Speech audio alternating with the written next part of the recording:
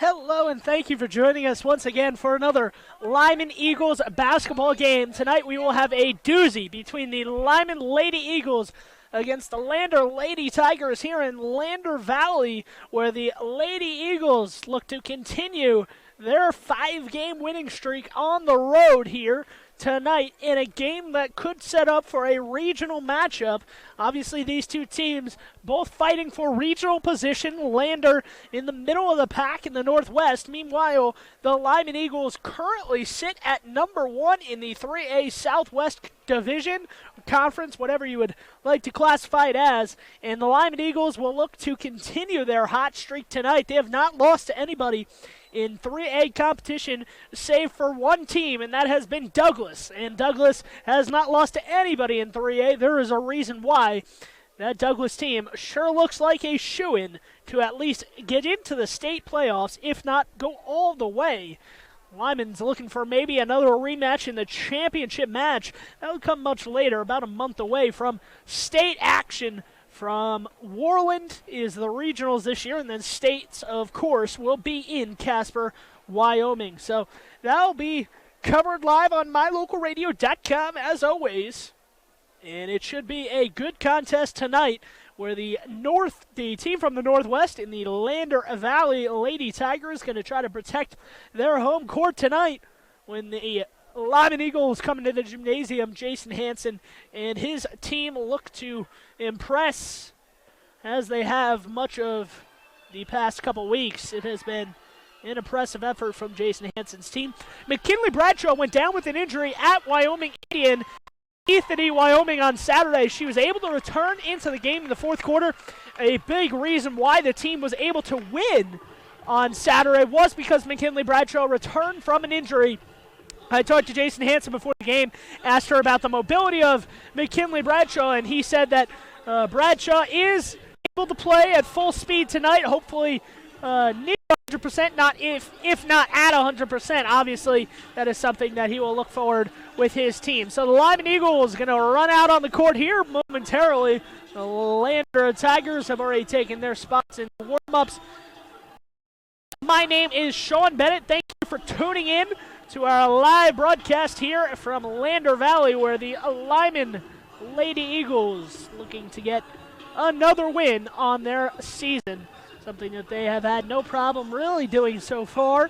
McKinley Bradshaw, a career-high 42 points against Green River, the current leading scorer in the entire state. No one either in boys or girls has topped Bradshaw as far as point production in one single game.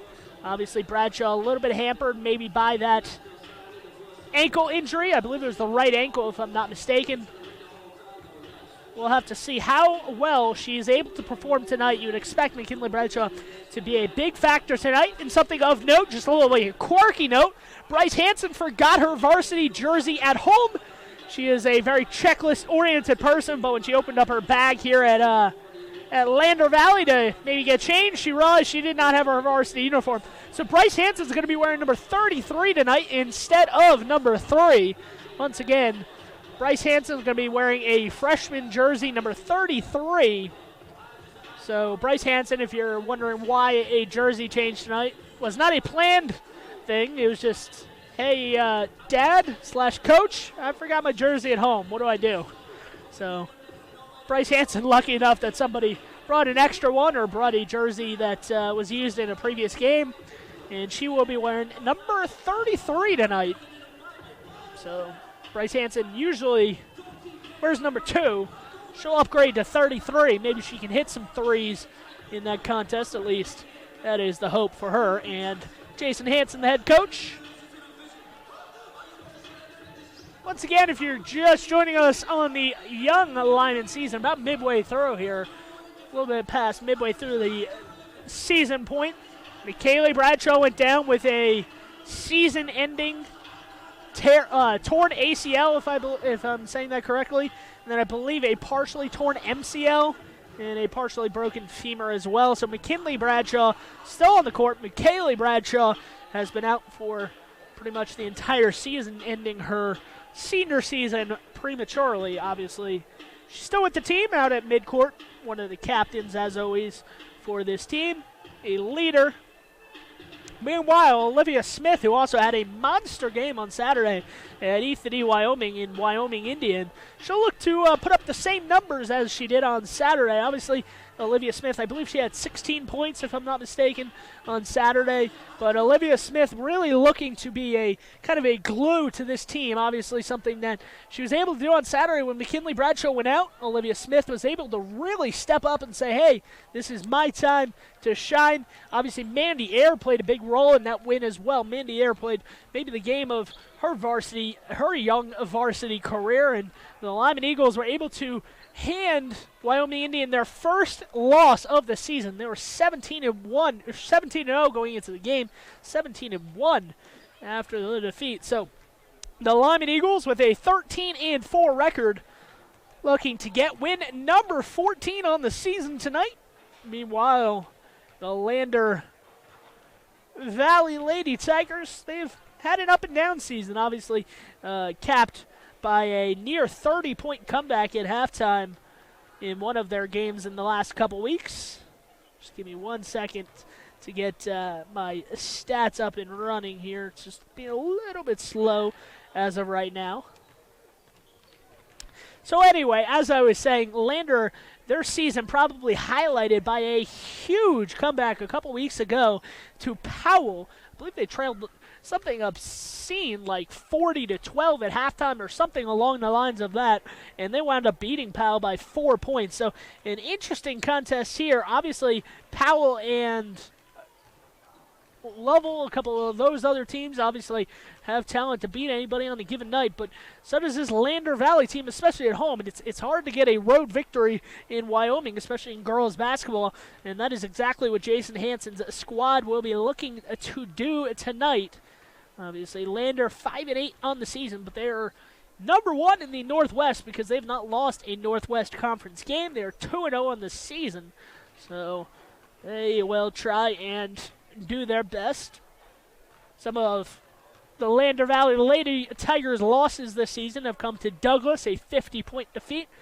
But Buffalo, they lost to by 18, Rollins by 6, Torrington by 4, and just this past weekend, they lost to Riverton 63-46. So those are some of the losses for the Lander Valley Lady Tigers, looking to get back off the schneid, get back on their winning streak, which they had a successful, it's like a 5-game winning streak before ending their season.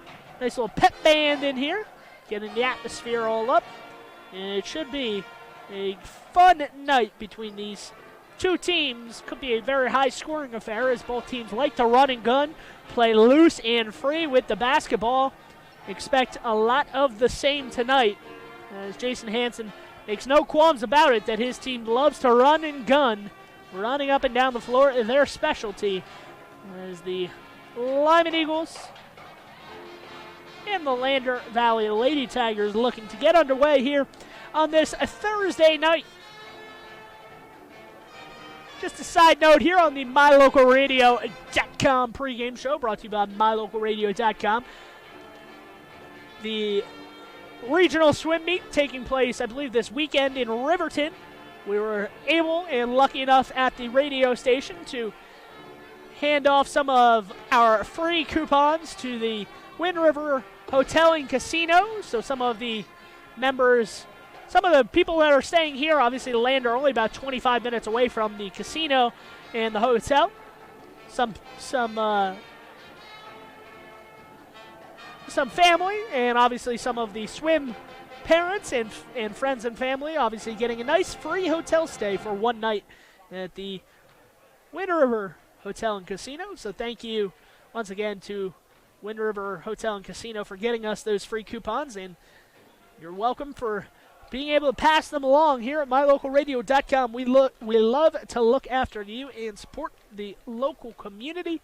Once again, my name is Sean Bennett, so if you appreciate maybe getting a free room, if you got one from the activities director, Jason Hansen, you're listening to our broadcast, please tell people about our broadcast and how great it is and how I'm the best ever, or I mean, you can lie and say I'm the best ever. It doesn't matter.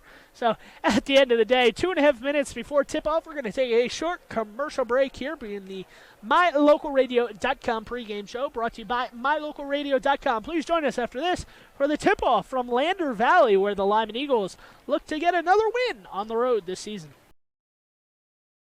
When you have any mechanical problems, always think of Reese Auto Service in Lyman first. Doug and the mechanics at Reese Auto Service work on everything from your lawnmower and snowblower to cars, trucks, farm and ranch equipment, and semis. You can also get tires for anything you need at Reese Auto Service. Always visit Reese first. You'll get great pricing and quality-friendly service. Reese Auto Service, 541 Highway 413, Lyman. My name is Dr. Micah Pullins. I'm an orthopedic surgeon at Evanston Regional Hospital. I perform total hip, total knee, and total shoulder replacement. The huge majority of patients of mine that have undergone total joint replacement have been dealing with pain and disability for many years. After joint replacement and recovery, patients are back to doing the activities that they want to do.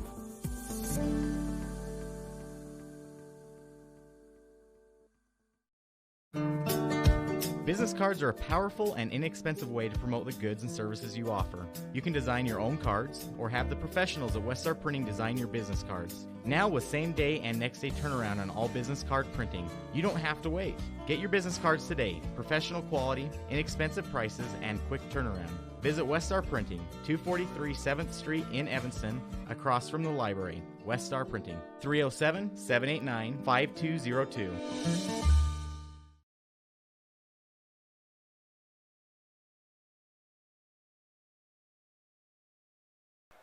Back here at Lander Valley, about 4 hours away from Uintah County, a nice little road trip on this Thursday evening.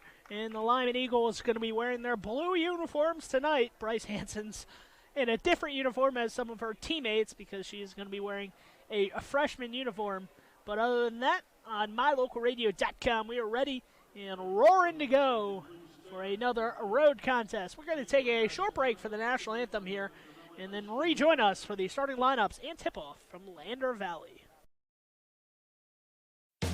If you had a toothache, would you see a foot doctor? Or would you go to the dermatologist to have a baby? Of course not.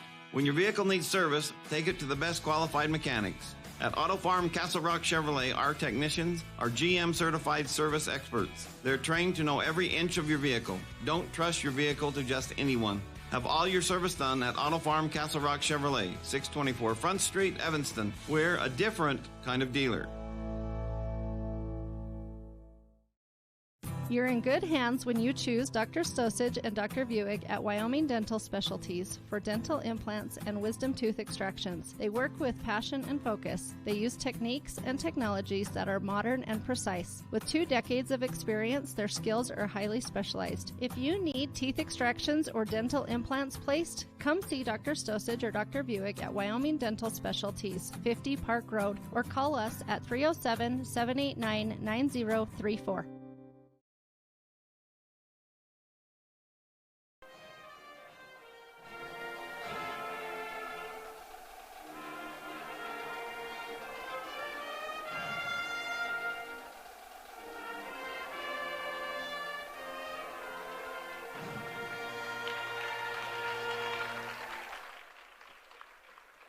Another lovely rendition of the national anthem from the pep band here at Lander Valley High School. Not very often you get to see something along the lines of that. So Jason Hansen and his coaching staff ready to go, as well as the starting five. No change in the starting five lineup. It's been the same for the last couple weeks here for the Lyman Eagles. Spring Yagi number 10 is going to make the start. Cassidy Nelson's going to be their big man inside. Cassidy Nelson using her size to her advantage. Hopes to have a size advantage tonight that she can use to her advantage. McKinley Bradshaw, she's going to be all over the floor tonight, even with a bum ankle. Hoping to get that back to 100%, working with a little bit of a limp, but she seems to be all right. Olivia Smith, the senior energizer bunny for this team. And then Mandy Ayer, just another young talent for this Lyman Eagles team in Jason Hansen. The starting five for the Lyman Eagles. And now the starting five being announced for the Lander Valley Lady Tigers. It's going to be Abby Renner, Demi Stauffenberg, Aroni Ferris, Madison Chance, another sophomore, and Gabby St. Clair, the only senior on this roster, will be making the start tonight.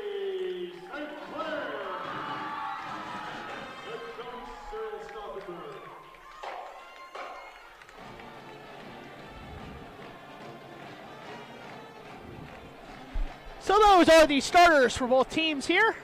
Looks like our camera is frozen for a second. Give me 1 second to try to fix that really quick.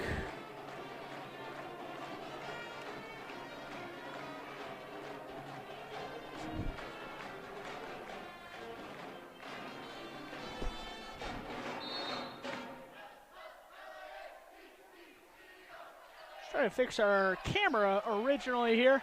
Give me 1 second to try to work out what's going on.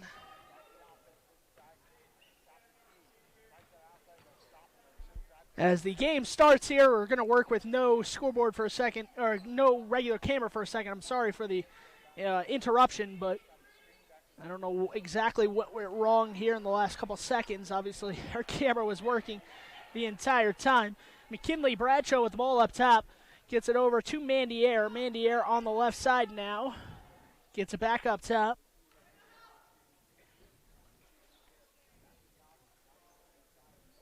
Yagi, no room to work, so she is...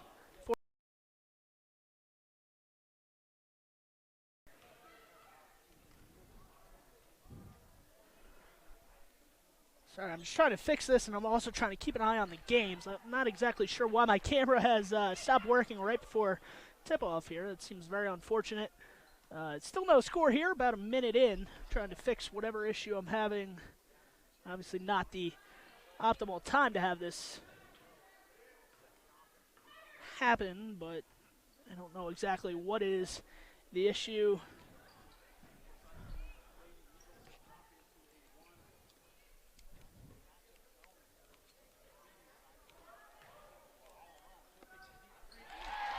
Three-pointer made there by Stauffenberg. She opens up the scoring here.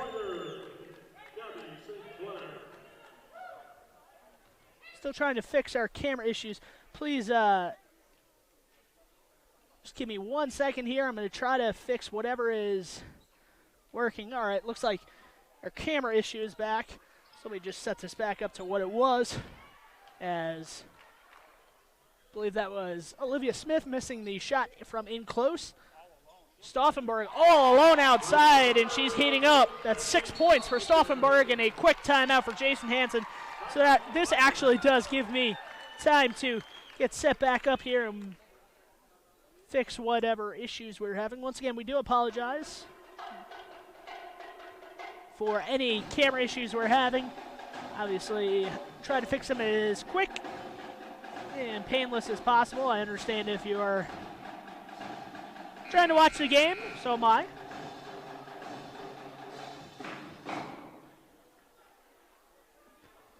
So the scoreboard reads 6-0 here. The Lander Valley Lady Tigers up front.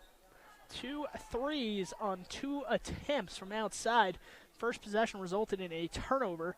And now the Lyman Eagles will get it. Going right to left, Lyman wearing the blue and white trim uniforms. Meanwhile, Lander in their white and green trim. Mandy Air with the ball up top. Dribbling it, crossover to her right, calls out for Spring Yagi to come towards the ball. Spring Yagi does and gets it. Throws it down low. Bradshaw working, spinning on the baseline, misses the shot, and the ball is deflected out of bounds. It looked like it went off the hands of Mandy Air and out of bounds. So it will remain, or it will go to Lander for the possession here. So 6-0 is the score on mylocalradio.com. Just realized our scoreboard camera is not up to date. Looks like it had frozen without my knowledge. Just give me 1 second to update that. Having a lot of problems here, not the usual thing that happens, but ball knocked out of play, stays with the Lander Tigers.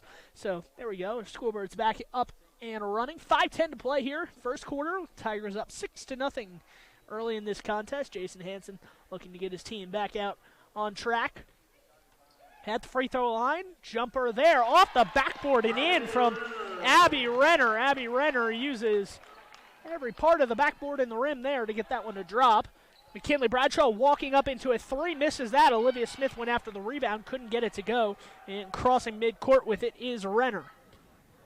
Ball is tipped and on the baseline. The ball is loose. Eventually won by Lander, and the ball squirts out. Olivia Smith on her backside gets it off to her teammate, Spring Yagi. Yagi crosses the center line, gets it over to an open Bradshaw. Bradshaw, Euro step, puts it up. Looked like a travel, no call. Olivia Smith with the rebound. Olivia Smith puts it in. Two more on the scoreboard, but the first two for the Lyman Eagles tonight, and that shot is missed. Olivia Smith wrapping down the rebound. Comes away holding her hand after maybe getting scratched or clawed inside there, but a jump ball will give it to the Lyman Eagles, so possession arrow will now go back to the Lander Lady Tigers. But it is Lyman possession here. 4:10 to go. Jason Hansen calling out push. He wants to see a little bit more of a pace about midway through. The Lyman Eagles only scoring 2 points, and that was on the last possession. Offensive rebound and put back from Olivia Smith. Bryce Hansen wearing number 33 tonight because she forgot her varsity uniform into the game for the first time. Mandier cutting on the baseline, gets the pass. Tries to throw it down low to Nelson. Nelson can't handle it. Back up top, Bryce Hansen, three-point shooter off the rim and no good. Looked halfway down and then popped out. 8-2 with 3:40 to play here in half number one. Wild shot off the top of the backboard and in. The banks stay open late here, I guess, in Lander Valley because it's about the second or third time they've used the bank here in the first 5 minutes of this contest. Maybe banking hours open a little bit open a little bit later here in the northwest part of Wyoming. McKinley Bradshaw off balance. Leaner tries to put it off the backboard and in, doesn't get it to drop. And it's 10-2 Lander. McKinley Bradshaw racing down the court trying to poke it away. Could not get to it in time. And it does stay with Lander here. Ball back out up top. Handling the ball. A triangle and two defense here for the Lyman Eagles as they try to kind of force everything here out of the Lander Valley Lady Tigers. Shot is airballed and goes out of bounds and off of Lyman and out of bounds. Olivia Smith at the table, checking back in here. Cassidy Nelson out. Smith back in. Inbounding on the baseline is Lander. Olivia Smith defending underneath the basket. Jason Hansen calls out 5. The official says, yes, I agree with you. That was 5 seconds. A turnover for Lander. So Lander looked like they tried to get a girl from the right corner to cut in and just kind of post up on Olivia Smith. Smith was not having any of it and forces the turnover on the 5 seconds. Bryce Hansen with the ball up top, back to Olivia Smith. Mandier in the left corner, back up to Smith up top. Smith eyes the hoop, shoots it, misses, and the rebound is eventually pulled down by Roni Ferris, who sends it up the court. Lander a 10-2 lead here, 2 of 15 to play in quarter number one. Certainly not what Jason Hansen expected coming into this contest. Olivia Smith leans in defending and is able to effect a shot from Roni Ferris. Ferris shot misses. Bradshaw pulls down the rebound going right to left. Bradshaw trying to muscle her way down in the post and has it knocked out of her hands, but off of Lander and out of bounds, so it will be Lyman ball here. And watch this inbounds play for Lyman. They run it quite often, just toss it into Bradshaw, and then Bryce Hansen goes to the corner, but no need this time. McKinley Bradshaw catches it, turns through some traffic, and scores and one. And McKinley Bradshaw's on the board for the first time tonight, and she's got a chance to make it 3 points in her first trip. Bradshaw at the line for one shot, And that is up and good. The foul, by the way, called against Roni Ferris. That is her first, the first of the game for either team. And immediately after the free throw, a turnover will give it right back to Lyman. So Lyman started this last possession down by 8. They've got a chance to get it to a one-possession game here if they can get a basket. Inbounding on the baseline again is Bryce Hansen. Hansen throws it to the corner where Yagi has it. Yagi back up top. Closing the elevator door. Bryce Hansen right in the corner, and she's got it. Lyman Eagles will run that play about 4 or 5 times per game, and it seems to work almost 90 to 100% of the time. It is a very effective play, and Bryce Hansen rarely misses from the corner. It's the shortest 3 as far as distance goes to the basket, and Bryce Hansen likes that short distance as she scores. Mandier to the hoop. Drops it off. Olivia Smith almost scores there and misses the shot. Rebound for Lander coming the other way. 10-8 the score, 1:20 to play. A couple seconds ago it was 10-2, and now it's 10-8. Ball is lost down low. Roni Ferris had the ball go off of a defender's hands and out of bounds, and it will remain Lander ball. Mandier checking out of the contest, and Cassidy Nelson back in. Lander trying to continue their lead and score here. They inbound the ball to the corner. That is Gabby St. Clair trying to get it inside. Cassie Nelson, active hands, steals it away, and here comes Lyman going right to left once again. Back out up top. McKinley Bradshaw back dribbles, gets it over to Hansen. Hansen up top, doesn't like it, gives it back to Bradshaw. Open 3, no hesitation, and the Lyman Eagles have scored 9 straight in the last minute and a half, and they lead for the first time tonight. 11-2 with 59.8 on the clock in the first quarter. We're going to take this time out too on mylocalradio.com. If you want your truck to really catch the eye, have the professionals at Plains Tire in Evanston install a custom lift kit with new tires and wheels. We've got a huge selection to choose from, so no matter what your style is, we've got the tires and wheels to make you smile. The way your truck looks reflects on you. Get the reflection you want with a lift kit, new tires, and wheels from Plains Tire in Evanston, the tire professionals. 157 Bear River Drive. Stop in today.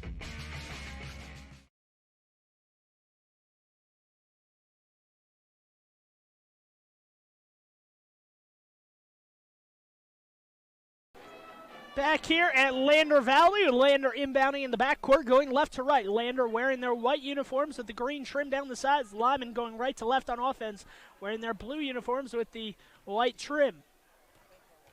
That is St. Clair trying to cut through the defense. She spun and double dribbled as she was dribbling with the right hand and then started up with the left at the same time. Not allowed in basketball, so a double dribble being called. 45 on the clock. Lyman on a 9-0 run will look to extend that here in the final minute of this first quarter. Nice backdoor cut from McKinley Bradshaw. Runs into some trouble and puts it up no good. Olivia Smith with an offensive rebound. Can't get it to go through a lot of contact. And with 25 seconds to go now, Lander has it. Let's see if they make this one possession here. They do not. Ferris tries a deep 3 off the hands of Bryce Hansen on the rebound. Cassie Nelson pulls it down, gets it over to Hansen. Hansen up top to Spring Yagi. Throws it down low. Olivia Smith going up on the low block, and she scored. An 11-0 run for the Lyman Eagles here in the last 2.5 minutes of the first quarter. Will Lander score here? Ferris puts up an off-balance 3, can't get it to go, and a foul right before the end of the first quarter. Let's see if the official actually called it before the end of the quarter. The clock's at 0, but let's see if Lander has gone to the sideline, so it doesn't seem like they think that there's a foul. Depends if this is a shooting foul. If this is a shooting foul, the first quarter is not over, but I guess it's not. So that will be the end of the first quarter. Will rejoin us when the second quarter resumes after this.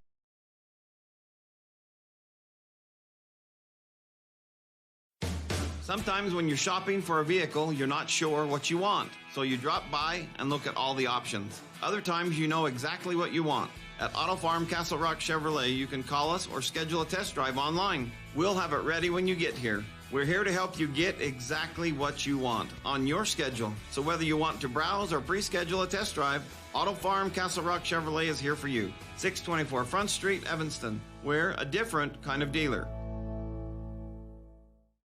Your mobility affects every aspect of your life. When you suffer from an injury that decreases your mobility, or maybe you're just noticing that you're having a harder time balancing and your flexibility isn't what it used to be, call Randy Christofferson at Achieve Sports Medicine. Randy will work with you to improve your overall health by reducing pain and improving mobility. Schedule your appointment today by calling 307-747-4627. Achieve Sports Medicine in Lyman. No excuses, just results.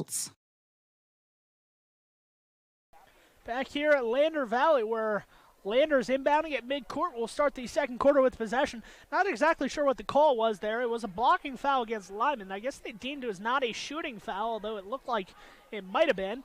And albeit the quarter ended, and now Lyman has it after a missed shot there from the baseline, and here they come the other way. An extended 11-0 run here in the last 3 minutes and counting. Lander has not scored in about 6 minutes. Bryce Hansen with the ball on the left wing, looking to get it inside, throws it down low. Cassie Nelson open on the right, low block, and she scores. Fender went jumping by her, expecting her to go right up with it. Cassie Nelson hesitated for half a second and scored. So the Lyman Eagles, down 10-2, have now extended this to a 15-10 lead for them. And the ball is thrown to the baseline, blocked maybe there by Bryce Hansen, turning around on the low block and knocked out of play off of Lyman. It will remain with Lander. Emma Crane didn't really know where to go with that one, so she was forced to throw it off of Lyman, out of bounds. Lander with the ball here, 7:03 to play. Throwing it down low, turning around is Madison Chance. Gets it back to Crane. Crane going to her right, is being doubled. Olivia Smith, ball hawking defense. Smith in the corner. Knocked the ball away. Crane goes up. Wild shot. No good. Chance with the rebound, and the ball went out of bounds. I believe they're going to say off of Bryce Hansen as it rolled out of bounds on the baseline, and Spring Yagi checks out. Gets handshakes, high fives all the way down the line on the bench. Once again, Nicole Peden not playing tonight due to a concussion. She will hope to be back next week when they play Mountain View in what is her, I believe, her third week being absent. Obviously nothing to mess with head injuries. We don't want to rush her back. Bryce Hansen, ball up top, looking to direct the offense, puts her hand up in the air, telling them where to go. Looks like maybe a 2-1-2 or a 2-3 defense. I'm not exactly sure what kind of defense Lander's playing. It's a little bit of a mixed match defense. Olivia Smith misses the shot, goes up again. I believe they say she went over the back. She did.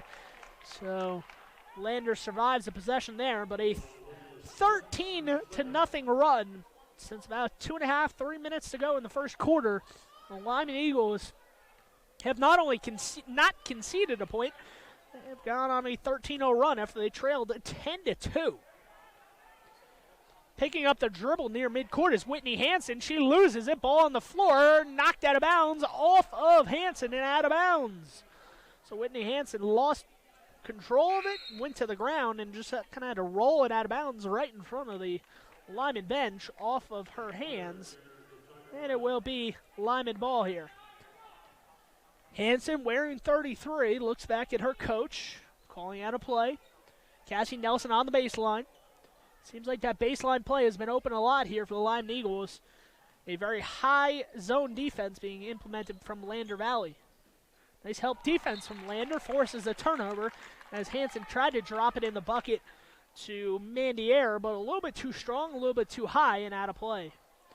5:40 to play here, quarter number 2. 15-10 the score on MyLocalRadio.com. St. Clair on the right side, dribbling down the baseline, has it taken away from behind. McKinley Bradshaw got her active hands in there, poked it out. Bryce Hansen over to Bradshaw. Bradshaw crossing the center line, looking to go full steam with the momentum. Drops it off to Cassie Nelson on the low block, hits it off the back rim, and this is going to be another over-the-back foul. It will on Olivia Smith. She's been called with that twice here in the game early so far. She's got 3 fouls, so Olivia Smith heads to the bench, frustrated that 2 possessions in the last 3 or 4 possessions or so, Olivia Smith has been called with that over-the-back foul, just being a little bit too physical down low, a little bit too strong. On the outside, Stauffenberg. Back out up top, that is Gabby St. Clair, the only senior on this Lander Valley team. St. Clair working towards her left, gets it off to her teammate, Hansen. Hansen picks up the dribble, being guarded by Bryce Hansen, and nearly traveled with it, but instead gets it off to her teammate in the corner. That is Stauffenberg. Stauffenberg picks up her dribble in the corner. Lander calls a timeout. Cyril Stauffenberg, the head coach, doesn't like what he's seeing from his team. They have not scored in the second quarter. They had not scored in the final 3 minutes of the first quarter. But join us on mylocalradio.com after this commercial break. Bring your vehicle for service at Rocky Mountain Yeti and feel the difference. It's easy. Visit with one of the friendly service riders and then relax and enjoy hot waffles and ice cream. While you relax Yeti style, your vehicle will be worked on by our experienced mechanics. From regular maintenance to major repairs, we do it all. Have your service work done at Rocky Mountain Yeti in Evanston and feel the difference. Get Yeti'd today. Ooh, yeah. 100 Wasatch Road in Evanston.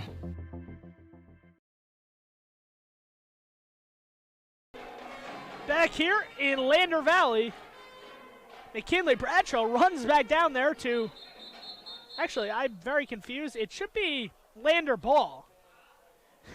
McKinley Bradshaw tried to pull a fast one. The ball was laying on the baseline. Bradshaw sprinted in and picked it up and inbounded it, only it was not Lyman ball. Cyril Stauffenberg called a timeout, so that is not a loss of possession. But nice try by McKinley Bradshaw. Nearly had it.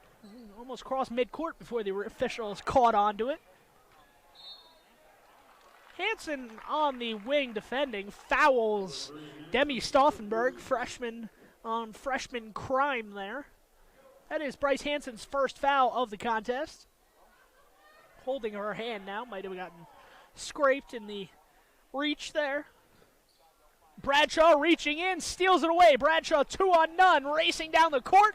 Nice defense there from Abby Renner to catch up to her, but not in time. Has to go right by Bradshaw, and she scores the easy layup. So it was 10-2 Lander Tigers in this one. Since then, a 15-0 run has given the Lyman Eagles a 17-10 lead. Another turnover for Bradshaw right on the free throw line. Bradshaw one-on-one, working down low, throws it up off the window. A lot of contact, no foul called. Abby Renner defending, tried to take a charge.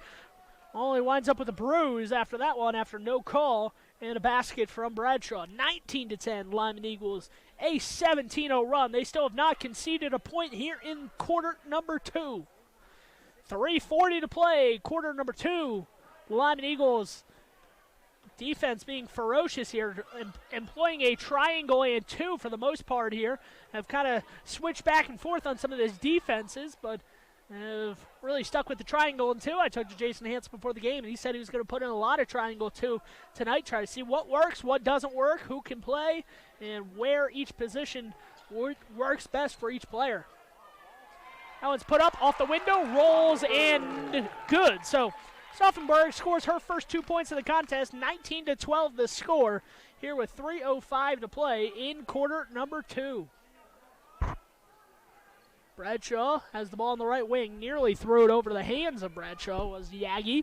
Bradshaw jumps up, gets over to Hansen on the left wing. Hansen, nothing but nylon from downtown.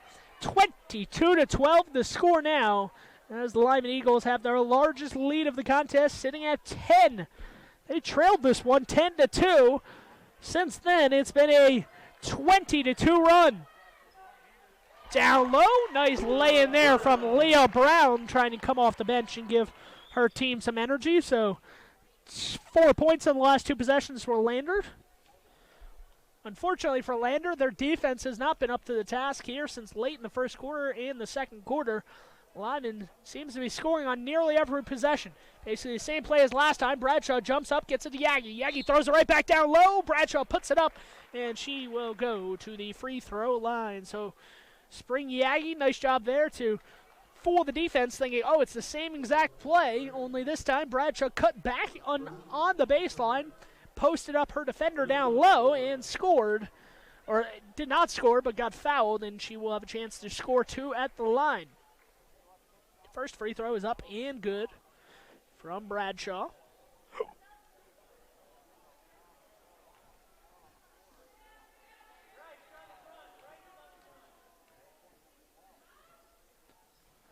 Bradshaw makes the second free throw, so 2 of 2 for Bradshaw, and a successful trip to the line there.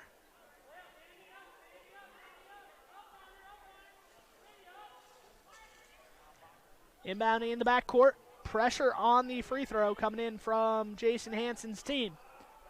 St. Clair goes all the way down the court, and she baseball passes that one straight out of bounds. 24-14, 2:03 to play in quarter number 2.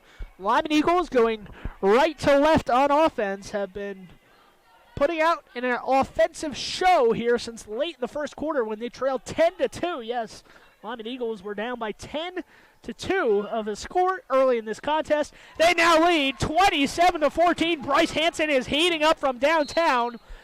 Kind of looked back at the defender after making that one and says, no, thank you. You're not going to be able to stop me tonight. 27-14 and a timeout from Cyril Stauffenberg. Join us after this commercial break.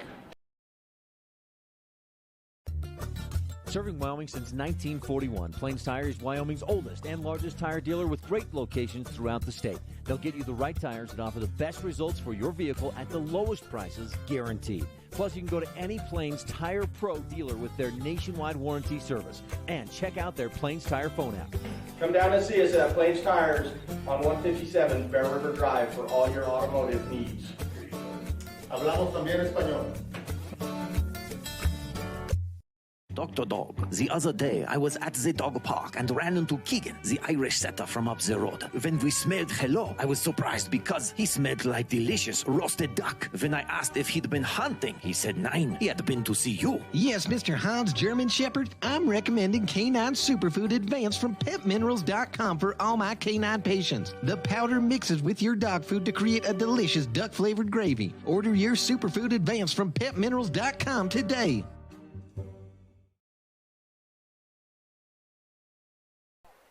Back here at Lander Valley, 1:38 to play here in quarter number 2 before halftime. 27-14 the lead for the Lyman Eagles. They are enjoying this one. Mandy Ayer nearly got a steal there right in front of her bench. Instead, it goes out to Stauffenberg, who misses long. Rebound goes out to the right corner. Chasing it down was Leah Brown, but she could not get to it in time. And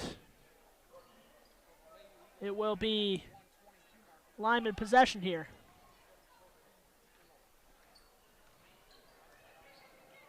That is Bryce Hansen working on the right wing. Hansen goes down low to Olivia Smith. Turnaround jumper, no good from Smith. Here comes Lyman coming the other way. This game being live streamed on mylocalradio.com. Thank you for joining us. Lost it down low was, I believe, Stauffenberg. Or no, excuse me.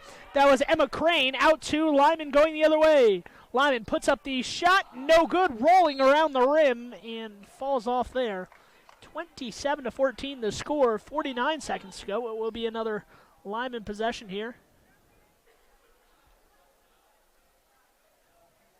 Inbound goes to Smith in the corner. Back out up top to Yagi. Down low, back to Smith. Smith turning around, putting it up, and scores. Up and under move from Olivia Smith. Had the defender going right by her. And it is a 15-point advantage. They have doubled up the Lander Lady Tigers in this one. After a slow start where it was almost 6 minutes where they didn't get multiple field goals, the Lyman Eagles have exploded here in the second quarter for a 29-point affair before halftime. It's been a good offensive output for the final about 9 minutes or so of this half, and a wild shot there from St. Clair does not get it to go. McKinley Bradshaw crossing the center line. Here she comes the other way. Mandy Ayer crosses over the defender, gets it up. No good on the shot. St. Clair with the rebound down low. St. Clair looking to outlet to her teammate. Does get it across the timeline. Emma Crane with it.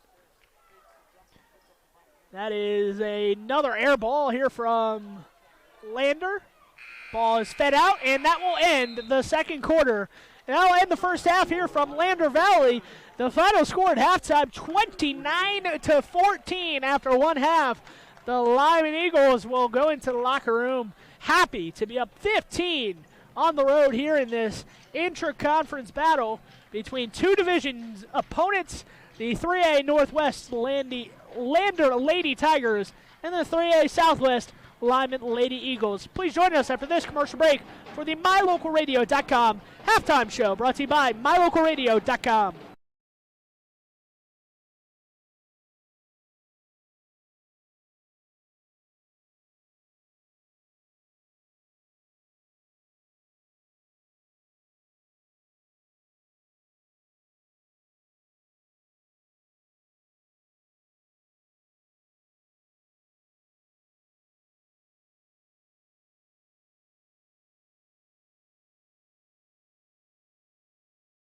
When you have any mechanical problems, always think of Reese Auto Service in Lyman first. Doug and the mechanics at Reese Auto Service work on everything from your lawnmower and snowblower to cars, trucks, farm and ranch equipment, and semis. You can also get tires for anything you need at Reese Auto Service. Always visit Reese first. You'll get great pricing and quality-friendly service. Reese Auto Service, 541 Highway 413, Lyman.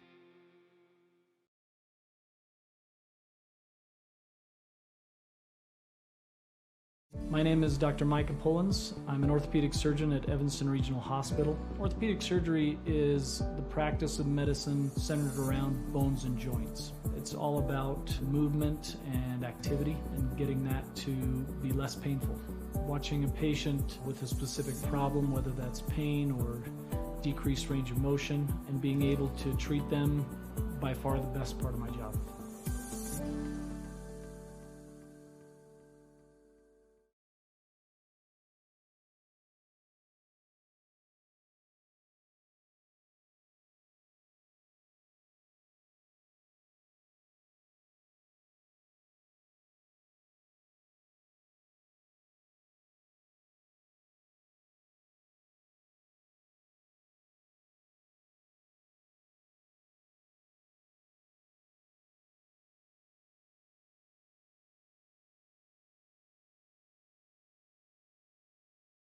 Hello all, Dr. Dog here. I want to talk to you about PetMinerals.com. By merging the highest quality veterinary grade ingredients with highly advanced mineral technology, PetMinerals.com produces the most innovative pet supplements on the market. The supplements focus on specific needs like hip and joint, digestive, and overall diet. You and I both know a healthy pet is a happy pet. Show your pets how much you care. Order them supplements today at PetMinerals.com.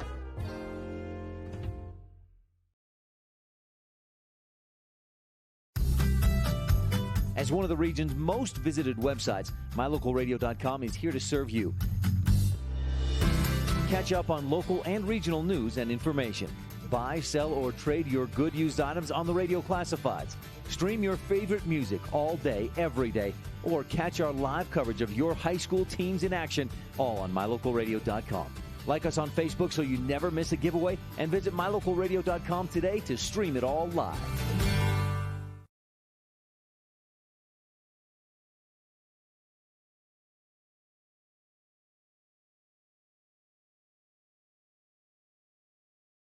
Back here on MyLocalRadio.com for the MyLocalRadio.com halftime show.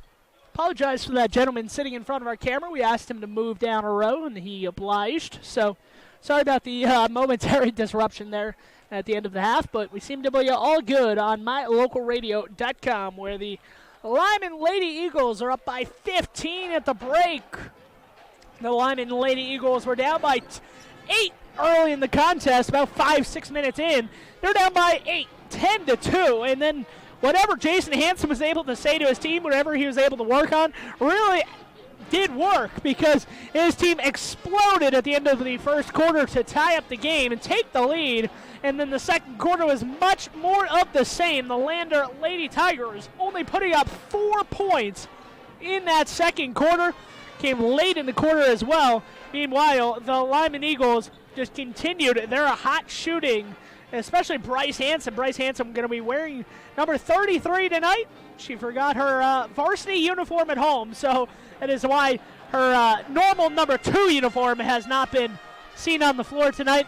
But meanwhile, Jason Hansen's team has to be very happy with the offensive output that they put out, especially late in the second quarter and late in the first, because the Lyman Eagles really are just looking like a number 1 team that they are out of the Southwest. Currently sitting tied at number 1, also the Mountain View Lady Buffaloes, who we'll see tomorrow and Saturday against the same Lander team, are sitting at number 2 just because of their overall record. But both teams 2-0 in conference play. They have not played each other. They played each other once earlier in the year. It was a non-conference affair in which Mountain View defeated Lyman on Mountain View's home court. So Lyman has been looking forward to that rematch, especially on the girls' side. The boys have not played each other.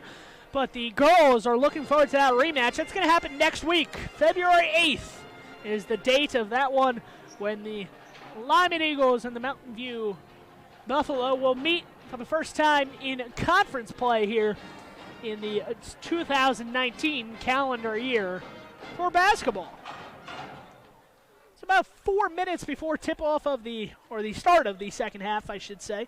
Just going to go over some numbers for the Lander Lady Tigers, the Lander Valley Tigers. Lander, they average about, let's see here, 43.5 points a game do the Lander Valley Tigers. So they are under their mark of points a game right now. They are sitting at 14, so obviously they are under their mark of 44 a game that they average. Meanwhile, their leading scorer, Demi Stauffenberg, put up a couple points early, and she has not been really heard from since. Roni Ferris, a quiet 4 points as well. She averages about 11.3. Stauffenberg averages 11.7 a game. Jason Hansen told me before the game he was going to do a lot of triangle and two action on these two young players. And it has worked so far as Stauffenberg and Roni Ferris the junior, Stauffenberg the freshman, have been held in check by Jason Hansen's team. Meanwhile, the Lyman Eagles, they are quite a different story. They love to score the ball. The Lyman Eagles average 54 points a game, and they are well past their halftime mark of what you'd expect by a couple points there. They average about 54 a game, and they are sitting at 29 as we speak. Some of the Lyman girls back out on the court. Jason Hansen taking a drink before we start the second half. The boys are warming up on the court right now, but they'll play after us on this same stream. So if you're interested in watching Lyman Eagle boys action against the Lander Valley Tigers, stay tuned after this for the start of that boys stream following this girls action. Should be a compelling second half here, and then a game where the Lyman Eagle boys will be the underdog to the homestanding Lander Valley Tigers. Lander Valley, number 1 in the Northwest. One of the top teams in the entire 3A conference as well.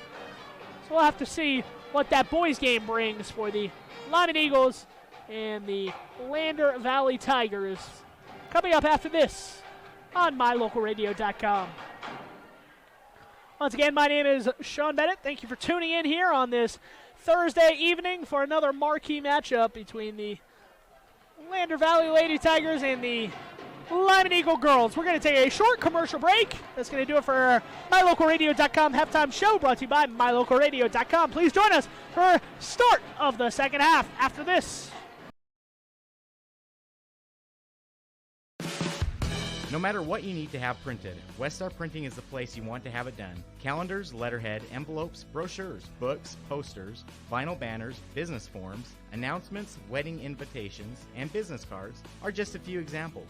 You can also have your favorite family photos printed on canvas or placed into a personalized family photo calendar. You will want to do business with Westar Printing. Stop in today. Westar Printing, 243 7th Street in Evanston.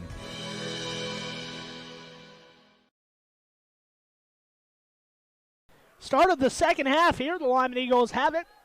Going left to right on offense now as we start the second half live on MyLocalRadio.com. And it's Spring Yagi trying to get over to Bradshaw on the left side. Bradshaw had it knocked out of her hands. Active defense to start from Madison Chance, the sophomore for the Lander Valley Lady Tigers. Spring Yagi over to McKinley Bradshaw. Bradshaw working towards the middle of the court, gets her off to Smith. Smith eyes the basket. Pump fakes like she's going to shoot it. Passes up on it, though. Back to Bradshaw. Bradshaw wide open. Can't leave her open for that long. Bradshaw said, okay, I'll just hit the open three if you're going to give me that. That is exactly what happened. And the score extends to its largest point at 32-14. Ball poked out of the hands there. Nice defensive effort from Cassie Nelson and McKinley Bradshaw. Bradshaw pulls up across midcourt with it. Spring Yagi on the left wing, looking to go towards her right. She has it. Screen set by Nilsson. Over to Smith. Smith tosses it down low to the taller Cassie Nelson, putting it up on the low block. She misses. Olivia Smith was running back on defense, but Spring Yagi pulled down the rebound. Cassie Nelson being doubled in the low block, had it knocked out of her hand, regains it, and then gets it taken away by Gabby St. Clair. Coming the other way is Lander. Stauffenberg drops it off to St. Clair. Over to her teammate Chance. Chance driving on the baseline. A blocking foul has been called. This one against, let's see what number they called here for the violation. It was Cassie Nelson, her first. And Spring Nagy checks out, the hot shooter in the first half.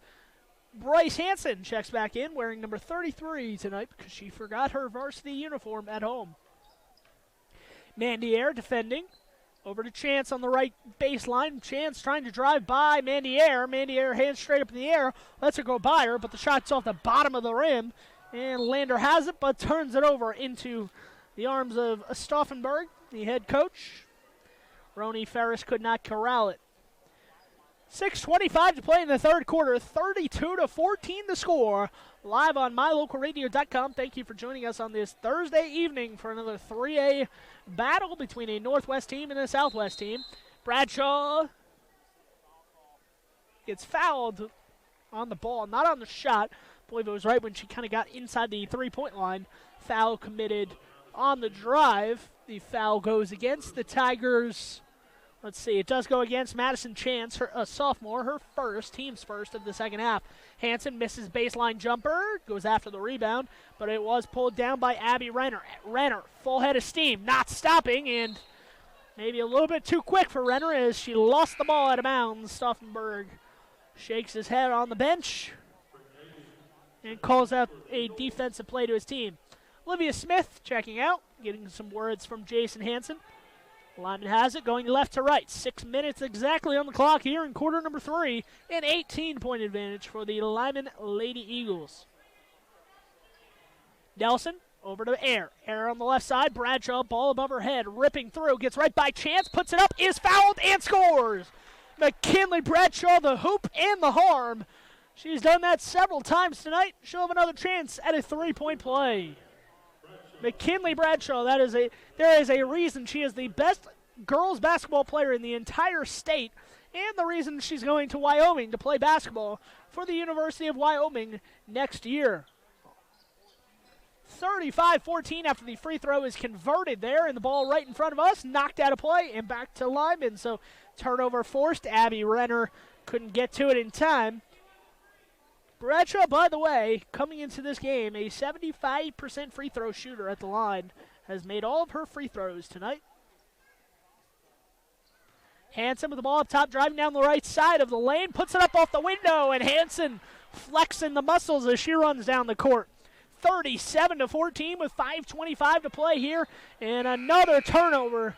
And the Lander Valley Tigers have had nothing going right for them. Stauffenberg's out on the court. Did he call a timeout?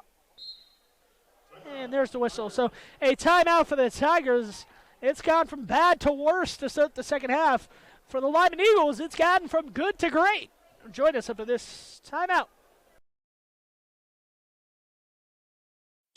Sometimes when you're shopping for a vehicle, you're not sure what you want. So you drop by and look at all the options. Other times you know exactly what you want. At Auto Farm Castle Rock Chevrolet, you can call us or schedule a test drive online. We'll have it ready when you get here. We're here to help you get exactly what you want on your schedule. So whether you want to browse or pre-schedule a test drive, Auto Farm Castle Rock Chevrolet is here for you. 624 Front Street, Evanston. We're a different kind of dealer.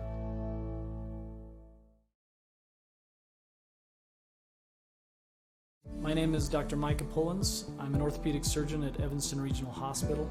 I perform total hip, total knee, and total shoulder replacement. The huge majority of patients of mine that have undergone total joint replacement have been dealing with pain and disability for many years. After joint replacement and recovery, patients are back to doing the activities that they want to do.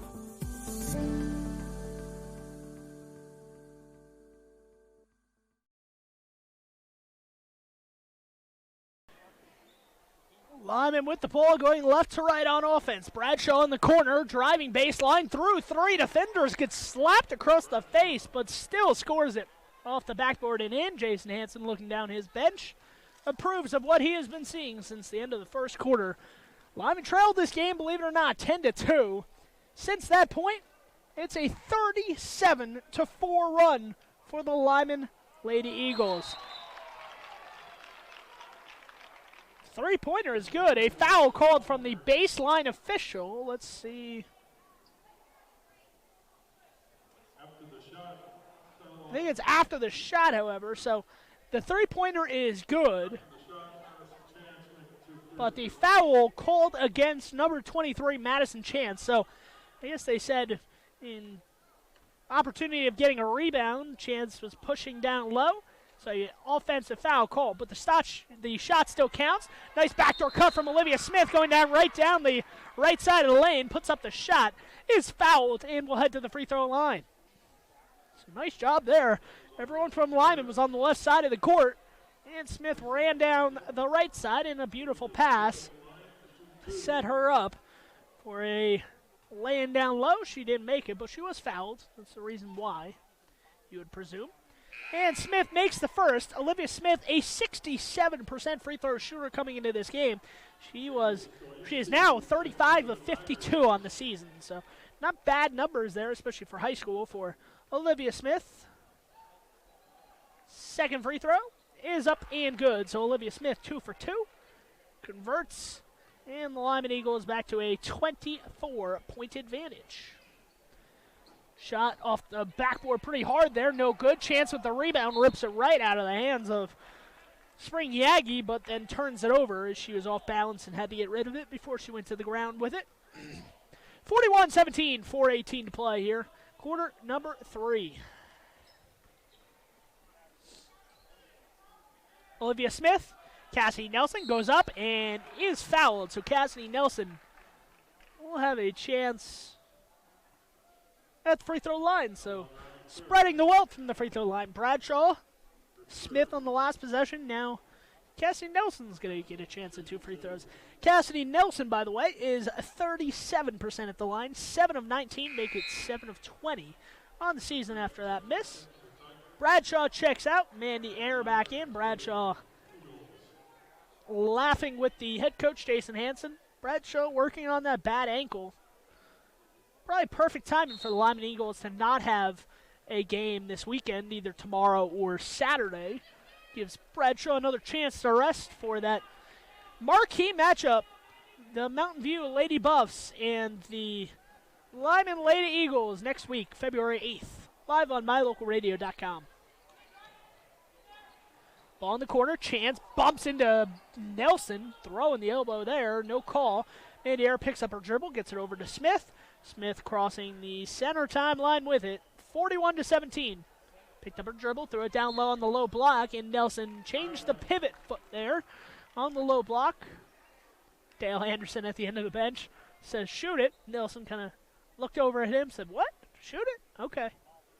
So 41-17, 3:30 to play in quarter number 3.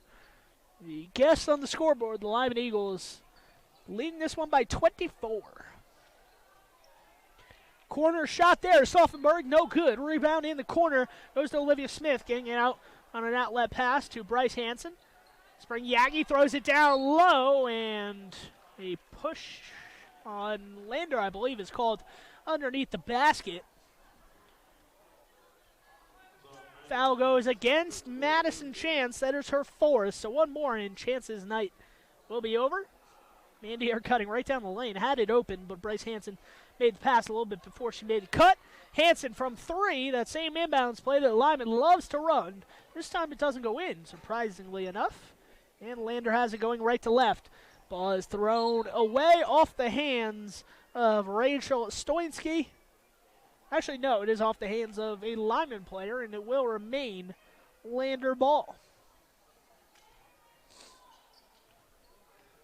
That is Gabby St. Clair throwing it down low, and that one is a turnover off the hands of Demi Stauffenberg. So the Lander Valley Tigers probably not going to love the stats coming out of this one.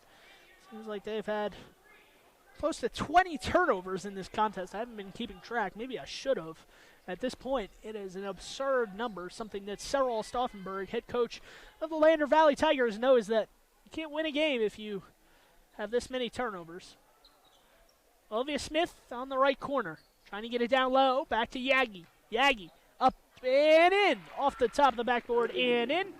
It's there for a reason, folks. Use the backboard. No shame in scoring 2 points that way. And Lander turns it over at midcourt. Mandy Air with the steal going left to right. Air dribbles into the corner, picks up her dribble, drops it off down low. Olivia Smith bounces it off the head of Yagi, gets it back, and that shot was affected, and eventually a jump ball is called. So ball was just kind of fumbling around down low, and eventually it was Bryce Hansen. Olivia Smith to get a jump ball there. 2:12 to play here, quarter number 3, 43-17 the score. Lyman leading this one, wearing the blue uniforms. Lander in their white and green trim uniforms. Trying to put up some points here in the third quarter. That shot is blocked. Bryce Hansen coming the other way. Outlets all the way down the court. Nice active hands there, but unfortunately they lost it right to Olivia Smith. Smith misses the first shot, gets an offensive rebound, and scores. Olivia Smith continuing her offensive outburst from Saturday tonight. She's close to double digits in scoring. 3 from the corner is up and good. Debbie Stauffenberg. So Lander still trying to shoot those outside shots. Have been working for a couple times here in the second quarter. That's their 6th point. Both 3-pointers. 45-20 the score. Throwing it down low. Cassie Nelson turning around, fading away, and misses the shot. St. Clair pulls away the rebound, and here she comes the other way. St. Clair trying to go all the way down to the baseline, and that is off the hands of, I believe, Cassie Nelson, way into that corner near the locker rooms. Final 107 here of this third quarter on mylocalradio.com. 45-20. Down low, Stauffenberg spinning. Olivia Smith straight up. Great defense there from Smith. Hansen pulls down the rebound, but has it taken right away. And the outlet pass right down to the other side of the block, and an easy lay-in. So Olivia Smith had great defense on the first attempt there, and then she kind of vacated the area thinking that Bryce Hansen had it.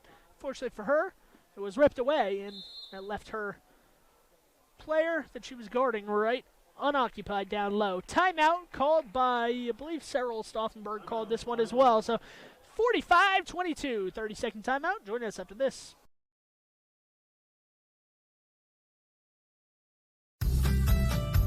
As one of the region's most visited websites, mylocalradio.com is here to serve you. Catch up on local and regional news and information. Buy, sell, or trade your good used items on the radio classifieds.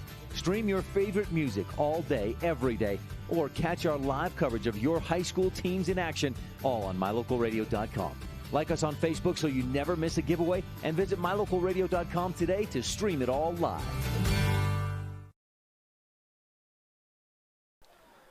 So nice quick 30-second timeout there. Olivia Smith to inbound. Bryce Hansen wide open in the corner. Lander was not ready, and Bryce Hansen nails it.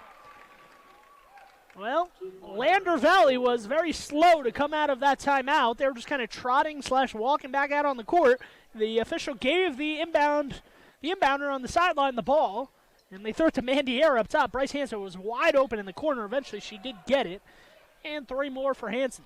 47-22 with 15 seconds to go, and now Lyman will have a chance to get 50 with the long ball before the end of the third quarter in this one. So Lyman's going to surpass their season total in points per game tonight, you would expect, unless they go very cold in this final quarter. 8 seconds to go. Bryce Hansen drops it down low. Olivia Smith, a lot of contact, no call. Misses the shot down low. 3 seconds to go. The outlet has to come out, and let's see if they get a shot off. And it is good, a buzzer beater from downtown. So Lander, something to celebrate going into the final quarter. A nice buzzer beater there from near midcourt. And the score after 3 quarters, 47-25. Join us after this commercial break. If you can't give your dentist a 5-star rating, then you ought to consider making your next dental appointment with Dr. McKay Frankham. One patient said, "The best experience I've ever had at a dentist." Other customer comments include 5 stars plus. And not only is Dr. Frankham the best dentist I've ever been to, but I can actually afford to have dental work done by Dr. Frankham. Make your next dental visit a 5-star experience. Call for an appointment today at 307-789-8910.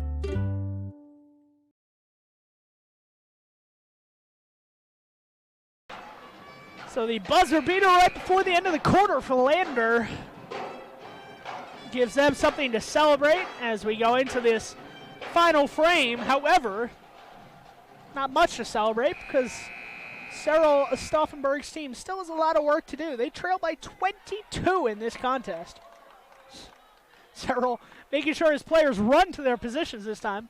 Remember the last possession, or the second to last possession for the Lyman Lady Eagles resulted in a quick inbounds play when Lander had not gotten back in position on defense, and it led to an easy open 3 from Hansen. Hansen with the ball on the left side, throws it down low, too tall for Smith. Tried to save it on the baseline, but was too tall, out of bounds, as she leapt to try to save it. 6 fouls in the game in the second half for the Lander Lady Tigers. Lyman Eagles only have 1. They're not really jumping on defense anymore. Olivia Smith picked up 3 early fouls in that first quarter. She's done a good job to not get any fouls since that point. Putting it up on that shot, that was Leah Brown missing it, and Bryce Hansen with the rebound going down to the right side. Eventually pulls it back out. Yagi over to Smith. Smith, Yagi on the right side. All 5 players outside of the three-point line. As I say that, Bradshaw cuts into the free throw line, gets it, and misses that shot. And here comes Lander going right to left. In the corner, 3 ball off the front rim, no good. Spring Yagi pulls down the rebound. She's got an outlet. McKinley Bradshaw beats everybody out in the court, and Bradshaw scores 2 more for the future Wyoming Cowgirl star. Going on full scholarship to play at University of Wyoming next year is McKinley Bradshaw.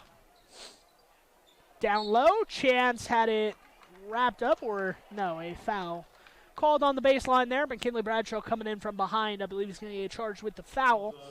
Only the second foul on the Lyman Eagles. Not a shooting foul, so no free throws.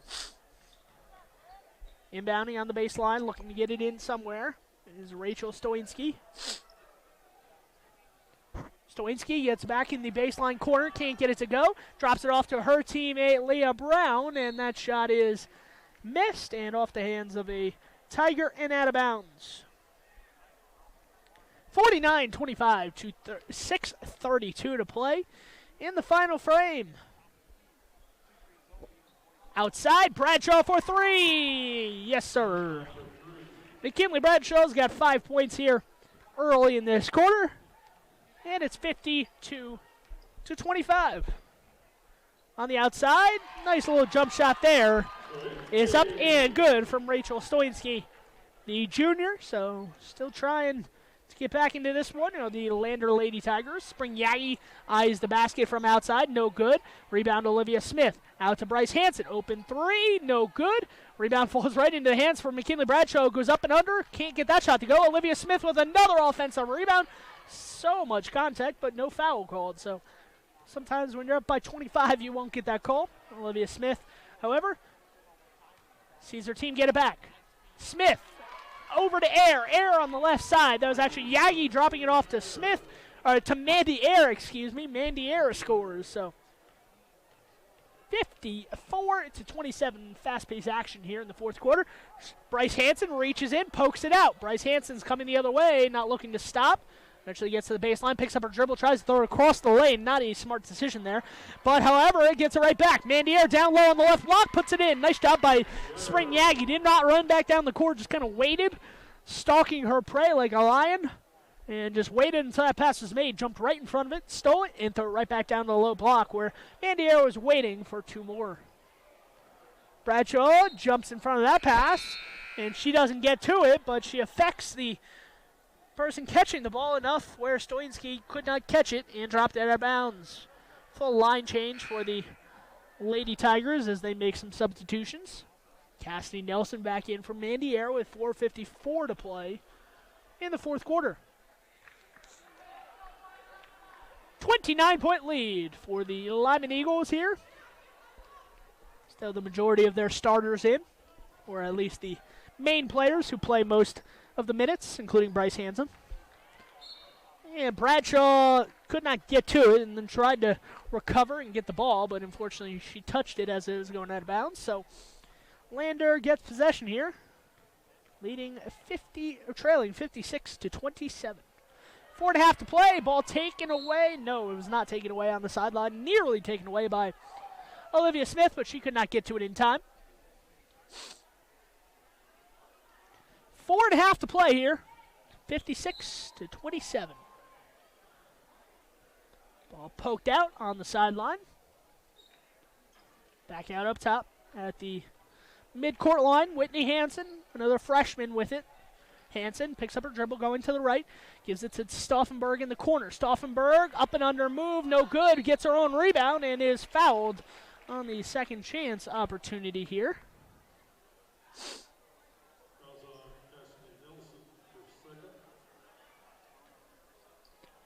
Cassie Nelson picks up the foul, her second of the game so far. 4:16 to play here, 56-27. First free throw up and good for Stauffenberg, so she's able to get her team to 28 here. Stauffenberg, 64% at the free throw line coming into the night. 2 free throws there, should improve the numbers just a bit. 4:14 to play here. Reminder, stay tuned for boys action following this contest. Live on mylocalradio.com. Bradshaw gets it down low, drops it off to Cassidy Nelson. Cassidy Nelson maybe thought, you know, basket there, McKinley. I didn't expect to pass, and Nelson's shot goes wayward. Coming the other way is Whitney Hansen. Whitney Hansen with the ball up top. Bradshaw lurking there. Nearly got in front of that pass and intercepted it. Looks like some 2-3 defense here from the Lyman Eagles. 2-3 zone. Bryce Hansen at top, trying to ball hawk. Cassie Nelson in the corner, guarding Stauffenberg. Stauffenberg turning around. Bryce Hansen reaching in, could not get to it. Spring Yagi jumps up. Stauffenberg picked up the dribble. It's one usually Jason Hansen clapping his hands on the defensive end. Kind of wanted his team to double that. Obviously, when you pick up your dribble, you have limited options, and Bryce Hansen just didn't come up to double that ball handler with Spring Yagi. And we've got a full line change here with the final 3:24 to play. The Lyman Eagles starters checking out of the game. McKinley Bradshaw, Spring Yagi, Cassie Nelson, and Olivia Smith. Bryce Hansen remains in the game. Mandy Air and a whole host of other Lyman Lady Eagles checking in, some for the first time. On the outside, three-pointer no good. Rebound for Hope Sinnott. Gets it off to Mandy Air. That is Bryce Hansen backing the ball out towards midcourt. Hansen going to drive down the right side of the lane, put it up, and a wild shot there. Might have been blocked or deflected. Not exactly sure, but it was a wild shot. And Gabby St. Clair has got 2 on the other end, so Lyman does not get back all the way on defense, and it comes back to bite him there. Shot from the outside, no good. Ball knocked around and tipped out there. And Lander with the rebound, 2:30 to play.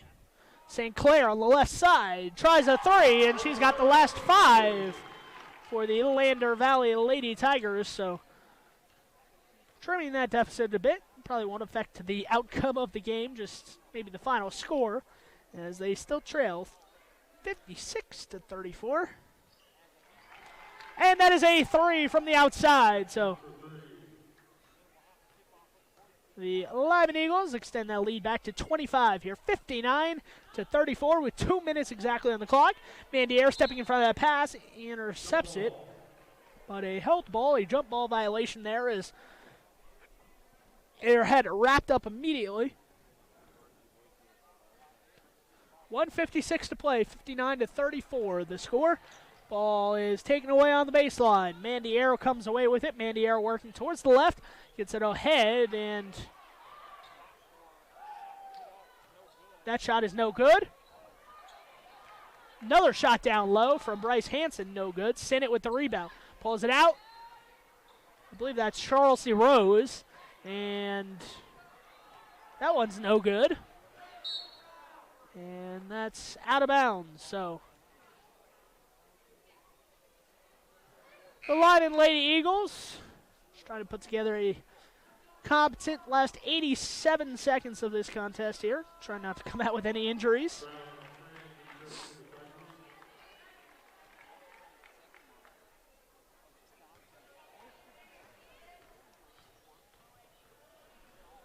$59-34 here with 118 on the clock.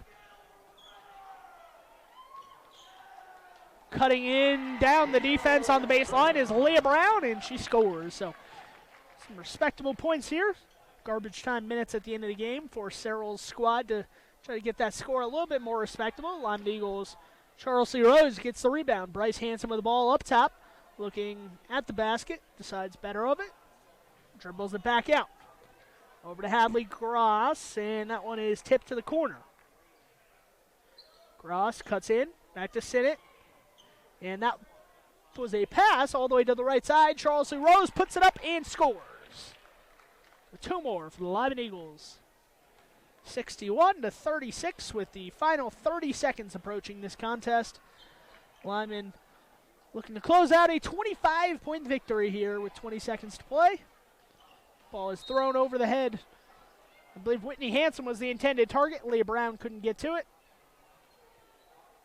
Couldn't get the pass to fall in there, and that is probably how the game will end. Let's see if Lyman even attempts a shot here with the final 15 seconds. Rose in the corner, back up top to Hansen. Hansen at the top of the right key throws it down low. Mandier puts it up and scores. So Mandier with two more. Nice pass, dropping it in the bucket from Bryce Hansen. Like a quarterback. And that will do it for our girls varsity action. The final score, 63-36. The Lyman Lady Eagles wind up with another 3A victory, this time over the leading team from the Northwest. So will this be a rematch for the future? We'll have to see come Worland time in a month when the regionals happen from Worland. Going to be broadcast live on mylocalradio.com. I'll have the coverage there from Worland, Wyoming. So Jason Hansen gets a look at a Northwest team for the first time out of the 3A conference. And they come away with a victory. 63-36, the final score after 4 quarters of action. So Lyman will head back home, and they will play Mountain View in their next contest on February 8th. That is the next Lyman Eagle basketball game to happen. Meanwhile, we'll wait about 15 minutes before the boys' action starts live from Lander Valley, where the boys will play the Lander Valley Tigers, number 1 in the Northwest 3A Northwest Conference, and one of the top teams as well in the entire 3A classification for boys. So this one should be a very interesting contest. Please stay tuned for varsity boys action following this on mylocalradio.com.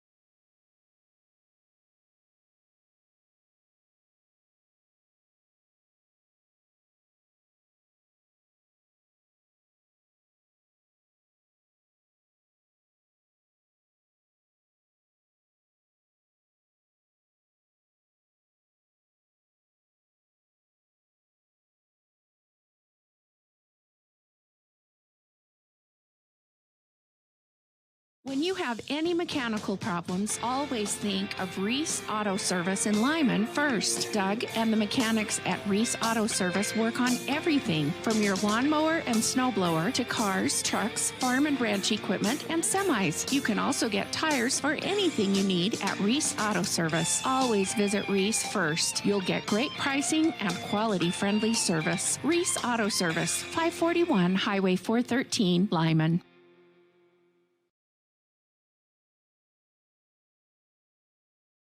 My name is Dr. Micah Pullins. I'm an orthopedic surgeon at Evanston Regional Hospital. I perform total hip, total knee, and total shoulder replacement. The huge majority of patients of mine that have undergone total joint replacement have been dealing with pain and disability for many years. After joint replacement and recovery, patients are back to doing the activities that they want to do.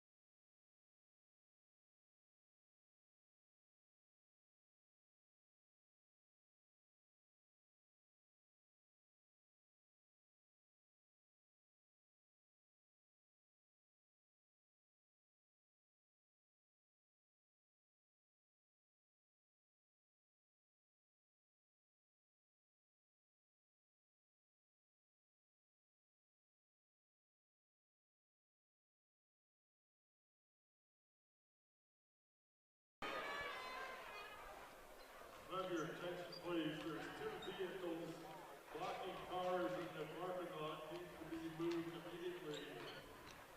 Acadia County license plate counting 10-20090. 10-20090. Believe it's in Acadia. And then there's a Dodge Durango.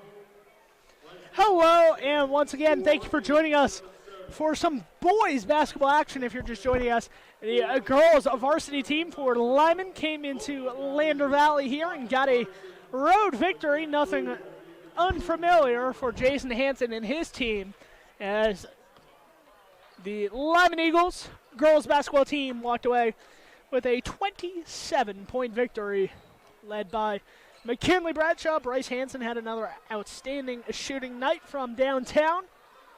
Several long threes for Hansen propelled the Lyman Lady Eagles to a 61-34 victory, if I'm not mistaken. It might have been 63-36. Time's all coming together here. It's all a blur, but here on MyLocalRadio.com, we have about 4 minutes before the tip of the boys varsity basketball action here between one of the top teams in all of the 3A classification and the number one team out of the Northwest, the Lander Tigers. They're going to play the Lyman Eagles on their home floor tonight. The Lyman Eagles going to be coming into this one hoping to put out a good performance and maybe squeak out a win. I was talking to both Jason Hansen, head coach of the Lyman Eagles, and I also talked to Stu Mullins, the head coach of the Lander boys basketball team before the game just minutes ago. Got a feel from both coaches on what to expect, and both coaches said that could be a very good game tonight. Obviously, it's easier to say on paper, hey, just make your shots and you'll be in this one, but that is basically what Lyman needs to do. They just need to be consistent, score the ball, and they will have a chance in this one, at least a chance to win. Lyman is 0-2 in their conference play. They are 3-13 on the season. They got a win last week against a Kemmerer team in the 2A conference, so Lyman will look to repeat that weekday performance from about a week ago when they were able to get the win.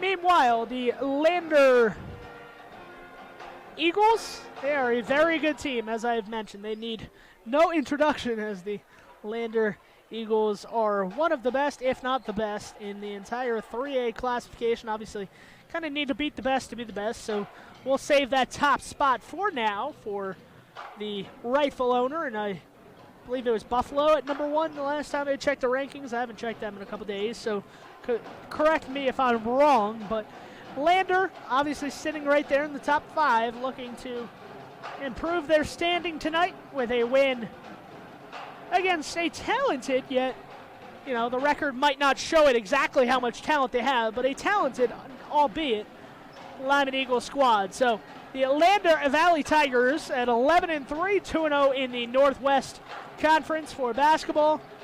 They'll try to get their win number 12 on the young season tonight when they play the Lyman Eagles. So 1:35 to play before we start the action here.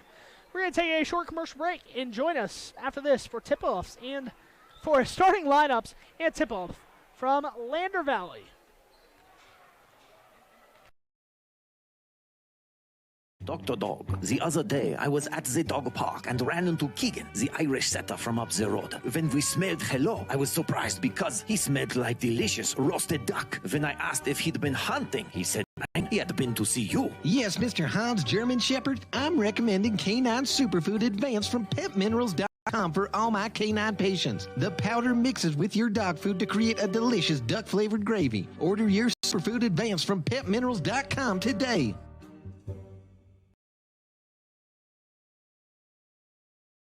McKay Frankham. Something I've really enjoyed over the past 20 years are the lasting friendships that I've formed with many of my patients. My staff is great, and we try hard to make sure that every patient feels a warm welcome. It doesn't matter if it's your first visit or if you've been with us for years. Every patient is welcome and always appreciated. Our goal is to provide the best dental care possible at reasonable rates. Please call us today to schedule your appointment at 307-789-8910.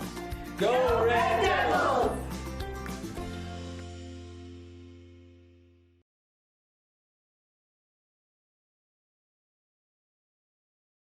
Back here from Lander Valley once again. Thank you for joining us on mylocalradio.com. Once again, my name is Sean Bennett, bringing you the varsity boys basketball action from Lander Valley, where the Lyman Eagles are about to take the court for the first time against the Lander Valley Tigers tonight. I think they'll do the starting lineups if I'm not mistaken, and then have tip-off here. Just waiting for any type of starting lineups to be announced. I think they're kind of looking for maybe a spotlight to come on. I think they might dim the lights here. So the starters for the Lyman Eagles, no surprise, no change. Throughout the season, they've held strong. Lucas Hansen, number 23, he's going to play big. He's going to try to be their big man tonight against a tall and talented Lander Valley team. Meanwhile, Michael Kunzler, number 3. Callan Rogers, number 22, going to make the start, as well as number 10, Andrew Housekeeper, and finally, Jet Dickerson, number 30. So that is the boys varsity team here for the Lyman Eagles, and now the starting lineups for the Lander boys as they dim the lights here. And yes, they do have a spotlight. That is what they're waiting for. The senior number 2, Max Mesri. Max Mesri is going to make the start. He'll run the point for this team a lot of the time. Junior number 10, Trayshawn Spoonhunter. Trayshawn Spoonhunter is also going to start for this Lander Valley team. A junior number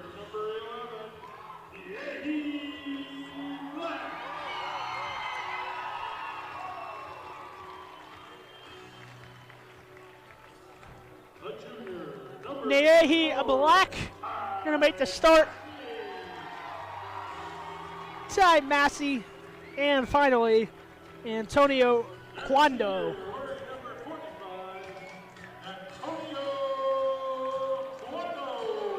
Those are starting fives for each team. They'll turn the lights back on and play.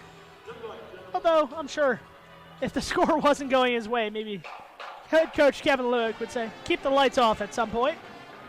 That's not how it works. So it looks like we're going to have Neahi Black tip it off against Lucas Hansen to start off this contest live on mylocalradio.com. Hopefully my camera doesn't break right before tip-off. Seems to be working. Knock on wood or any metaphorical device you need. And we're off here from Lander Valley, where the boys basketball action has got underway. Student section up and loud here for the boys game. In the corner immediately turns into a 3, an open 3, no good. Rebound from Kwando goes right back out. Another 3, no good, but another offensive rebound for Max Missouri this time. Another 3 from the corner, this one airballed, and this time Andrew Housekeeper finally gets the rebound.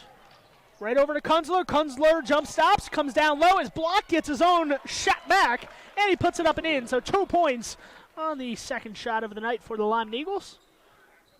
Lander Tigers have had 3 shots, have not scored on any of those 3 attempts. All 3s as well. 2-0, 7:19 to play here. Quarter number 1 just gotten underway. Thank you for joining us on mylocalradio.com. Massery up top, over to Kwando. Back to Massery up top, looks at the basket, passes up on the 3, inside to Black, outside to Kwando. Kwando misses everything badly, if I might add. Jet Dickerson comes up with the air ball and gets it over to Housekeeper. Housekeeper crossing the center line. Lyman looking to get a 2-possession lead here on the first 2 possessions on offense. Andrew Housekeeper gives it off to Dickerson. Dickerson on the right side. Housekeeper up top, gets it back. Colin Rogers at the free throw line, over to Dickerson. Jump pass to the left side, or to the right side, excuse me, and he misses that shot. And coming the other way is the Lander Valley Tigers. Massery drops it in low off the foot of Black. Racing down the other way is Kunzler. Kunzler doesn't have any numbers, but Kawando, for some reason, reached around him and gave himself up on defense, and it's 2 more for the Lyman Eagles. 4-0 the score, 2 minutes in on the number 2 team in the 3A classification. Nice box out there from Kunzler, and the ball hits the floor. He eventually picks it up. 6 minutes to play here in the first quarter. The Lyman Eagles have a chance to go up 6-0 or 7-0 with a long ball here. Landers had, 5-6 shots so far, and they have not gotten any of them to go. Andrew Housekeeper from downtown. Back room, no good. Rebound, Kawando coming the other way. Kawando leads ahead to Black. Black rolls it around, no good. Lucas Hansen taps it over to Housekeeper. Housekeeper sends it along to Kunzler. Kunzler, Euro steps up in the lane, no good. Lucas Hansen with the rebound, puts it up off the window, and good. And a timeout for Stu Mullins. So the Lyman Eagles, just the start that they needed, up 6-0 on the number 2 team in the 3A classification. Join us after this 30-second break. Bring your vehicle for service at Rocky Mountain Yeti and feel the difference. It's easy. Visit with one of the friendly service riders and then relax and enjoy hot waffles and ice cream. While you relax Yeti style, your vehicle will be worked on by our experienced mechanics. From regular maintenance to major repairs, we do it all. Have your service work done at Rocky Mountain Yeti in Evanston and feel the difference. Get Yeti'd today. Ooh, yeah. 100 Wasatch Road in Evanston. Back here from Lander Valley, certainly not the start that many here have expected to see. 6-0, the Lyman Eagles, with a losing record, leading the number 2 team in the 3A classification. 6-0, albeit very early in the contest, less than 3 minutes in. Still, Lyman has to be hopeful looking at the scoreboard so far. Housekeeper gets the rebound after Black misses another shot with 5:09 to play here in quarter number 1. Dickerson with the ball on the left side, gets back up top to Housekeeper. Hansen at the 3-point line, swings it. Housekeeper open for 3, steps into it, can't get it to go. So Housekeeper's missed a couple of his first shots. His team still leads 6-0. Coming down the other way, going right around the defense and rolling it in is Brian St. Clair to get that one to drop. And it's 6-2 with 4:45 to play in quarter number 1. So Lander gets off the schneid, gets on the scoreboard for the first time. Dickerson on the right side, Kunzler on the left. Housekeeper up top. Housekeeper with it. Tries to throw it inside to Rogers. Has it taken away. One-on-one coming the other way. Jump stop at the low block. Misses the shot down low. And a foul called as Brian St. Clair cleaned up the rebound and tried to go up with it and was fouled on the way. So I guess they say that's not a shot. I thought it was on the shot. They deemed the foul came on the rebound. Chase Richards and Jacob Woodland checking in.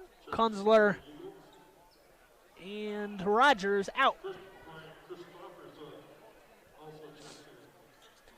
Lander inbounding right on the baseline. Gets it back out up top.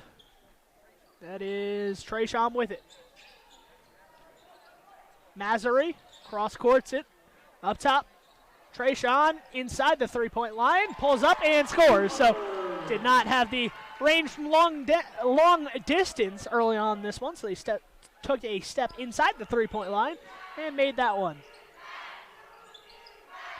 Dickerson, 3-point attempt, no good, and that one is pulled down by Lander coming left to right. Lander wearing the white uniform. Step back 3 from Trayshawn. Short off the rim, no good. Housekeeper pulls down the rebound. He's got some numbers. Drops it off. Chase Richards goes up. Block altered the shot. Richards can't get it to go. Housekeeper with the rebound, and Housekeeper goes up and will get 2 free throws. So Housekeeper fouled on that second opportunity. And the foul called against Max Massery.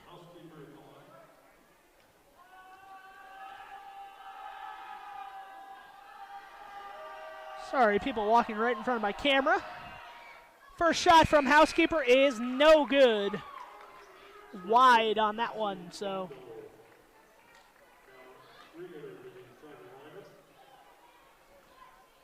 Housekeeper at the line for one more free throw for the Lyman Eagles here. Housekeeper is 66% free throw shooter. And he back rims it, but it rolls in. Nice shooter's roll on that one. Straight up and fell in. Like he intended to do it there. 7-4 the lead here for the Lyman Eagles, leading this one by 3. 3:30 to play in quarter number 1. Brian St. Clair putting on a show early in this one. He's been all of the offense for this Lander Valley Tigers team. He has ignited this team coming off the bench. Woodland over to Housekeeper. Housekeeper reverses it. Richards looks at a 3. Rimmed out. Looked like it was halfway down and popped out. Dickerson with the rebound, and he gets back out up top to Housekeeper. Housekeeper moving towards his left. Back to Richards. Richards up top. Over to Dickerson on the right side now. Dickerson power dribbles. Gets back to Housekeeper. Housekeeper powering his way down the lane and throws it off the hands of Ozadi O'Neal. And it will be a Lyman ball here. 7-6, 2:56 to play in the first quarter. Anson trying to post up O'Neal down low. Can't get it there. And Housekeeper has it up top. Jet Dickerson going towards his left. Tried to get a screen from Woodland. Chase Richards with the ball up top. 2:45 to play here in quarter number 1. Woodland uses a screen. Anson, free throw line, throws it in. And that is up off the low block. No good off the front rim, and Lander has a chance to take their first lead of the game with 2:30 to play. Baseline jumper, and that's exactly what Brian St. Clair does. 8-7, Lander has come all the way back and taken the lead here, 8-7. Timeout by Kevin Lueck. We're going to take the timeout too on mylocalradio.com. When you have any mechanical problems, always think of Reese Auto Service in Lyman first. Doug and the mechanics at Reese Auto Service work on everything from your lawnmower and snowblower to cars, trucks, farm and ranch equipment, and semis. You can also get tires for anything you need at Reese Auto Service. Always visit Reese first. You'll get great pricing and quality-friendly service. Reese Auto Service, 541 Highway 413, Lyman.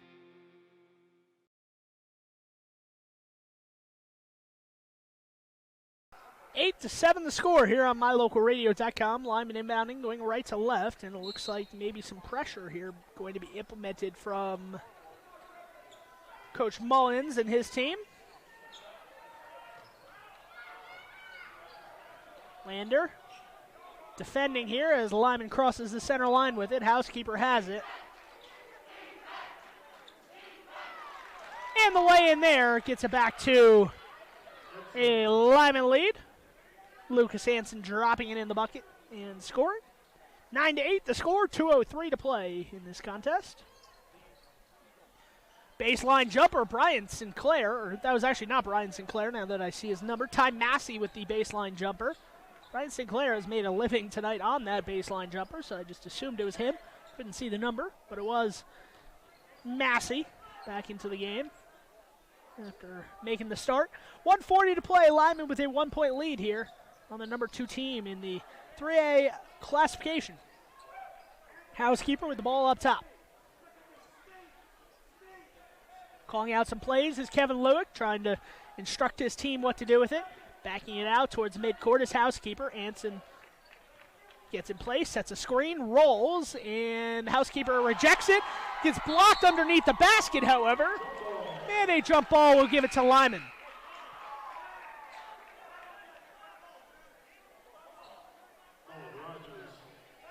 Some of the Lander players started to go the opposite direction. I think they read the arrow wrong. It is Lyman ball. Lyman has it. Substitutions for both teams. Jet Dickerson looks to inbound. They don't even have the ball yet. And Lyman started moving. Housekeeper up top. Over to Dickerson. Dickerson left side. Woodland drives through the lane. 4 bodies around him. Gives it off to Dickerson up top. Dickerson back rims it. No good. 1:03 to play. Quarter number 1, 9-8 the score. Driving to the lane, and I believe he was fouled before the shot.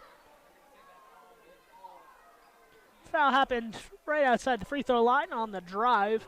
Foul goes against Jacob Woodland, his first, team's third. Under a minute to play here in quarter number 1. 9-8, Lyman leads, 57.7 on the clock here. Packed house here at Lander. Onto the right side, a foul is called. I believe Jacob Woodland's going to pick up 2 fouls in a matter of seconds here. About 5 seconds in between those 2 fouls as Woodland runs over the defender, or the Lander player, excuse me, on the baseline. So Woodland checks out, talking to his coaches, saying, I didn't do anything. Kwando inbounding up top. That goes to Massey. Massey back to Kwando. Kwando power dribbles, shoots up 3, no good. Rogers comes in with the rebound. 40 seconds to play here. Barring a turnover or something bad happening, Lyman might have the lead here after 1 quarter against the number 2 team in the 3A classification. Shot from downtown, and that one is no good. Lander with the rebound, so Lyman did not hold it there, put up a quick shot. Lander will hold it here for the final shot. I expected Lyman to hold it for that final shot of the quarter, knowing that they at worst would have a lead, but an early shot there. Maybe a young team at work there. And the 3-ball miss. Jet Dickerson and teammates, a little bit of miscommunication as Dickerson went after the rebound and dribbled it out of bounds after going after it and then stopping for a second, hesitating. Inbound on the baseline, gets it up top to Kwando. Antonio Kwando, a senior, going to hold it here. Final 8 seconds to play. 5 on the clock now. Kwando steps back 3 from 28 feet away. No good. Rebound free throw line going to come up a couple feet short there as Andrew Housekeeper goes to the ground, and that's the end of quarter number 1. 9-8 the score. The Lyman Eagles have to be happy. Their fans rise to their feet and give them a standing ovation here. 9-8 with 55 seconds to play here in quarter number 1. After 1 quarter, it's 9-8. So join us after this commercial break for quarter number 2. Your mobility affects every aspect of your life. When you suffer from an injury that decreases your mobility, or maybe you're just noticing that you're having a harder time balancing and your flexibility isn't what it used to be, call Randy Christofferson at Achieve Sports Medicine. Randy will work with you to improve your overall health by reducing pain and improving mobility. Schedule your appointment today by calling 307-747-4627. Achieve Sports Medicine in Lyman. No excuses, just results.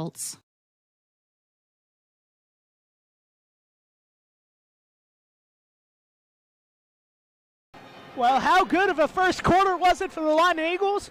Lander Valley averages around 64 points a game. They only have 8 in the first quarter, so 64 a game on average, held to just 8 in the opening frame from Kevin Lueck's squad. If Kevin Lueck's team wants to win this one, that's a great start, allowing a team scoring 64 on average to only put up 8 in quarter number 1. See if they can continue in quarter number 2. Outside 3, no good. Knocked down on that one was Trayshawn. Instead, it goes to a rebound to Lander. Housekeeper pulls away the rebound and then throws it away after he was run into. And a open 3 again missed. Trayshawn tips it up to his teammate, Ty Massey, back out up top. So Lander, just like they started the first quarter, will have 3+ shots on their opening possession of the second quarter. Massey goes up, straight up defense from Colin Rogers, no good. Another rebound from down low. Black, no good, and Black is fouled and 1. Lander dominating the offensive glass tonight so far through a quarter plus. And with 7:18 to go, that was a 42-second possession to open up the quarter, resulting in a free throw here from Niehi Black. And that is good. So Black with a 3-point play to open up the quarter, and quickly it's an 11-9 lead for Lander. Hansen with the ball on the left side, gets it over to Housekeeper. Housekeeper content to just sit with it for a second, weigh his options. Housekeeper backs up, cuts down the lane, and puts it up short off the rim. And 6:58 to play. Lander has it, speeding down the court the other way. Kwando misses. Black tips it up, and nice save there by Housekeeper. Threw it behind his back into the hands of Hansen. Hansen grabs it, gets back to Housekeeper, and Housekeeper will walk it across the timeline. 6:40 to play here. Quarter number 2. 11-7 the score. 11-9 the score. Excuse me. Hansen down low, lost it for a second, put it up off the back rim. Nearly had a 3-point play of his own. Instead, it will just be 2 free throws for Hansen.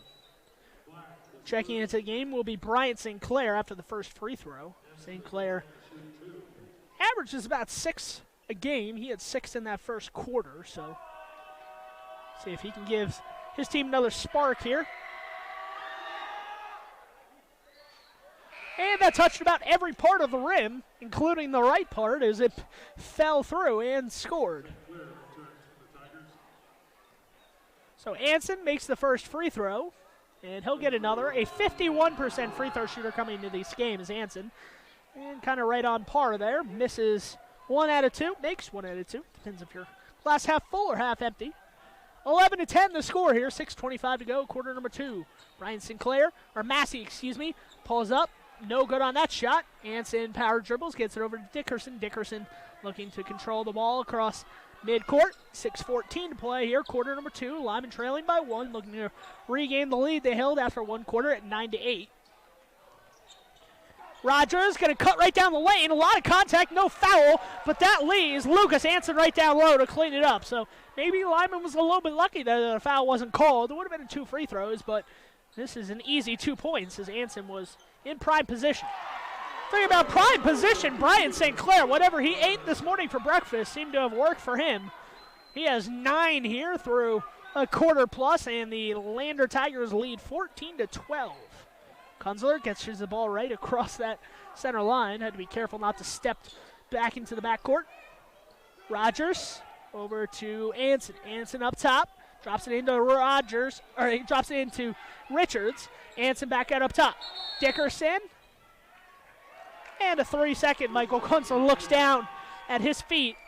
Yes, Michael, you are in the lane for longer than 3 seconds. That is a violation. 14-12 the score. Lander now has possession, trying to make this a 2-possession game for the first time for them. Lyman has had the lead for the majority of the game. Lander got it immediately starting the second quarter. And that is going to be foul in time. Massey. I had to wait for a second to make sure who they were going to call that on, as Massey did push the Lyman player right in the back there, but no immediate signal of who the foul was on. It is against Massey. That is the Tigers' 3rd foul in the first half, so no free throws yet. Housekeeper gets the inbound. Throwing it to midcourt, looking to advance it. Hansen drops it off his foot, out of bounds. Hansen working a little bit too quickly there. And Joseph Turner will check in for the first time tonight. Turner will check in for Hansen. So Hansen a little bit winded there. Always working hard is Lucas Hansen. He's usually the hardest working player on the floor. You always see him try to beat the defense down there, and that one he just maybe took it a little bit too quickly as he dribbled it off his foot. Black down low, throws it back out. Brian St. Clair, no good. Rebound, Housekeeper. Housekeeper looking to push it with some numbers, and too tall for Dickerson, out of bounds. So that's Lyman Eagles game to try to run and gun, try to go up and down, but some of these passes ill-advised, a little bit too far. Although those are the kind of passes you want. You don't want them to come up too short, and the Lander has the numbers coming the other way. Those are dead ball turnovers when you turn the ball and it's an inbounds as opposed to just a steal and a score. Those are the ones that kill you on an offensive side for Lyman. Black down low, puts it up, no good. Rebound for Dickerson is run into, and that is unlucky there as Dickerson was run into and just kind of barrel rolled there, and they called the jump ball. 4:17 to play before halftime here. Not a lot of action here in the second quarter. Only 14-12 the score. It was 9-8, Lyman leading after 1 quarter. So only 9 points combined here through the first half of the second quarter. Housekeeper driving down the lane, lays it up off the window. I think Housekeeper might have heard me and said, "Hey, Sean, don't say that. I got some offense right here for you." 14-all, nice active hands there from Kunzler. Great job there. The bench gets on their feet to cheer on the effort. Kunzler, senior guard for this team, will guard the inbound. Brian St. Clair, having himself quite a night, will inbound it. 14-all here, 3:48 to go. Corner 3 is up and good. Brian St. Clair, not the leading scorer for this team, and certainly not by a long shot. Only averages about 6 points a game.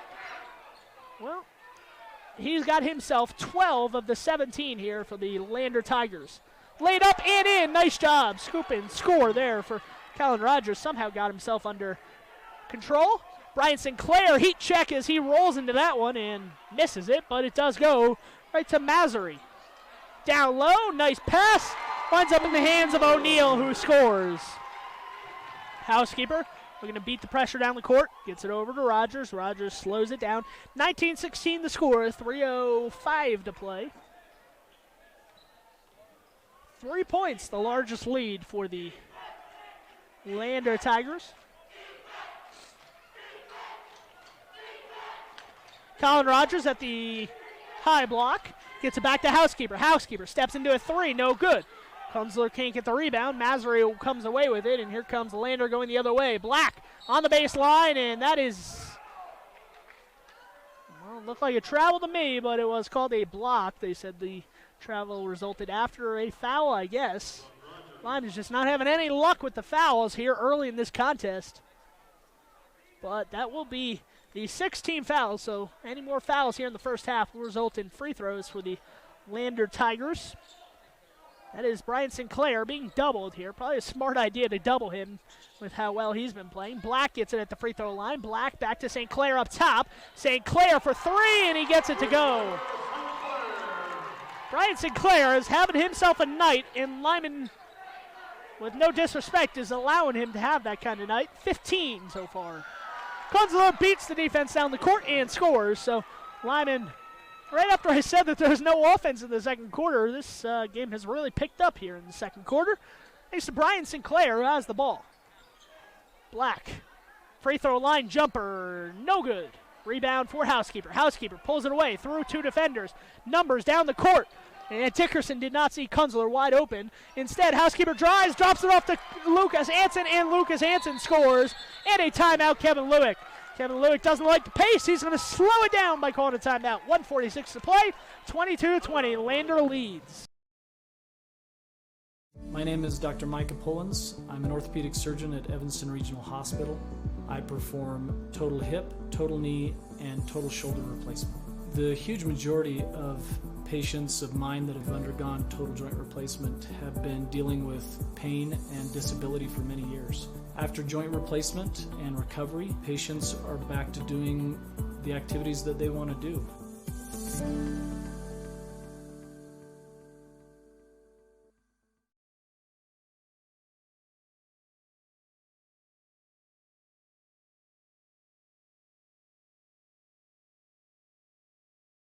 .146 to play before halftime, and the Lyman Eagles have been hanging in there. They led 9-8 after one quarter. Lander with a 22-20 lead here with a ball on offense and laying it up and in. 2 more points for Ty Massey. No pressure here in the backcourt for Lander. Housekeeper will walk it across. So head coach Stu Mullins maybe saw the ease of the points coming away from Lyman and held back on the pressure, but this one doesn't work. Jet Dickerson from downtown for three. Trayshawn, ball up top. Kwando about 3 feet behind the line and 3 points. So Kwando well behind the line, no hesitation, and he nails that one. So 27-23. Jet Dickerson's three answered from Kwando. Dickerson with it now, trying to dribble through two defenders. Has the ball up top. Over to Kunzler. Kunzler into the corner where Housekeeper has it. Housekeeper will walk it back towards midcourt. 27-23. 40 seconds to play here before halftime. Kunzler looking to go to his right. Pointing for a screen from Hansen. Not going to get it. Dickerson now on the right side with 30 to play. Lyman being very conservative on this possession. Want to get the right shot up here. And another 3 seconds. Joseph Turner has to look down and see where he is. That's just a lack of focus there as Joseph Turner. There was nothing going on offense there for the Lyman Eagles. They were just passing the ball around. There's no reason for Joseph Turner to be standing inside the paint there for an extended period of time. That's just something the Lyman Eagles have struggled with tonight. Got to realize where you are on the court and see if you are in the lane. Even if 1 foot's in the lane, still counts. 10 seconds to play. Lander with the last possession of the quarter. Last possession of the half. Trayshawn, step back three from the corner. He's got it. 30-23. Housekeeper with the inbound, and he'll launch it down the court, and that goes well wide. So the largest lead of the game for the Lander Valley Tigers happens right at halftime. A 7-point advantage going into the break. The Lyman Eagles, a good first half, but they'll have a lot to talk about starting in half number 2. So that's going to do it for us here for our first half coverage. Please join us after this commercial break for our MyLocalRadio.com halftime show, brought to you by MyLocalRadio.com. Your mobility affects every aspect of your life. When you suffer from an injury that decreases your mobility, or maybe you're just noticing that you're having a harder time balancing and your flexibility isn't what it used to be, call Randy Christofferson at Achieve Sports Medicine. Randy will work with you to improve your overall health by reducing pain and improving mobility. Schedule your appointment today by calling 307-747-4627. Achieve Sports Medicine in Lyman. No excuses, just results. Serving Wyoming since 1941, Plains Tire is Wyoming's oldest and largest tire dealer with great locations throughout the state. They'll get you the right tires that offer the best results for your vehicle at the lowest prices, guaranteed. Plus, you can go to any Plains Tire Pro dealer with their nationwide warranty service. And check out their Plains Tire phone app. Come down and see us at Plains Tires on 157 Bear River Drive for all your automotive needs. Hablamos también español.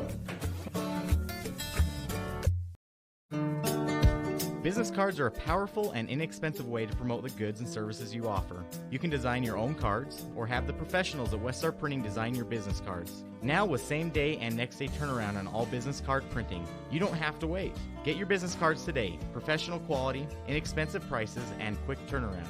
Visit Westar Printing, 243 7th Street in Evanston, across from the library. Westar Printing, 307-789-5202.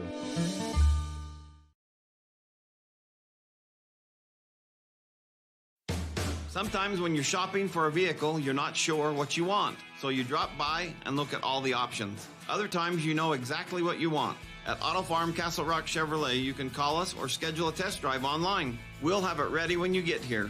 We're here to help you get exactly what you want on your schedule. So whether you want to browse or pre-schedule a test drive, Auto Farm Castle Rock Chevrolet is here for you. 624 Front Street, Evanston. We're a different kind of dealer.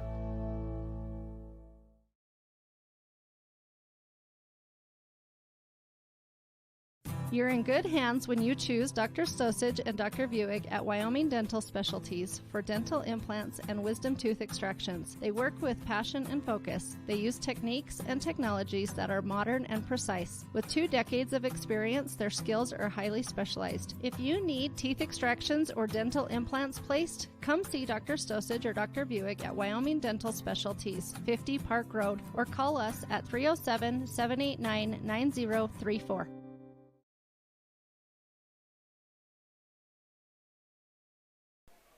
Back here at Lander Valley, they just had a nice ceremony for man in the white sweater there. Coach Bird was a golf coach here for 41 years in Lander High School, and he has just been inducted to the National Coaches Hall of Fame. He'll have a ceremony taking place, I believe they said next month, in Bismarck, North Dakota, where he'll go and be recognized among some national coaches all across the country for various sports. So congratulations to a Wyoming coach from Lander, Coach Bird. 41 years. I cannot imagine doing something for 41 years, especially something you love. I hope that I get to broadcast for 41 years. I don't know. Some of you might object to that. Hearing my voice for 41 years is a scary proposition, I know. But bear with me, I promise. It gets better. 6 minutes to play before, or 6 minutes to go before the start of the second half. The Lyman Eagles had a great first quarter.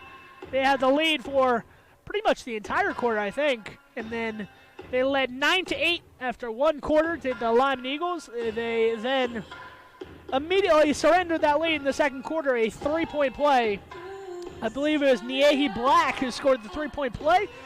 Gave Lander the lead. They surrendered it a couple times, but other than that, it was pretty much all Lander in that second quarter, albeit close. This is the largest lead they have had for the entire game. It's 7 points. It came with a three with, I think, About 3 seconds left. They hit a three from the corner. Trayshawn Spoonhunter. And that three gave them a 7-point lead. So the Lyman Eagles have to be happy to know that the largest deficit they have faced is what they are facing right now, and that's a 7-point deficit. It's not the end of the world. It's only a 3-possession game right now.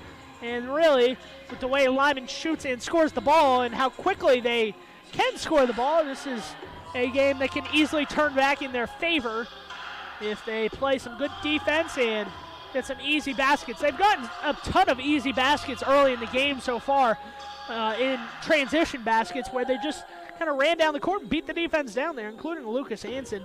As I said during the first half, he's like really the hardest working player you'll find on the court. You know, he's one of the bigger players. He's a big man, but he will beat you down the court based on pure effort alone.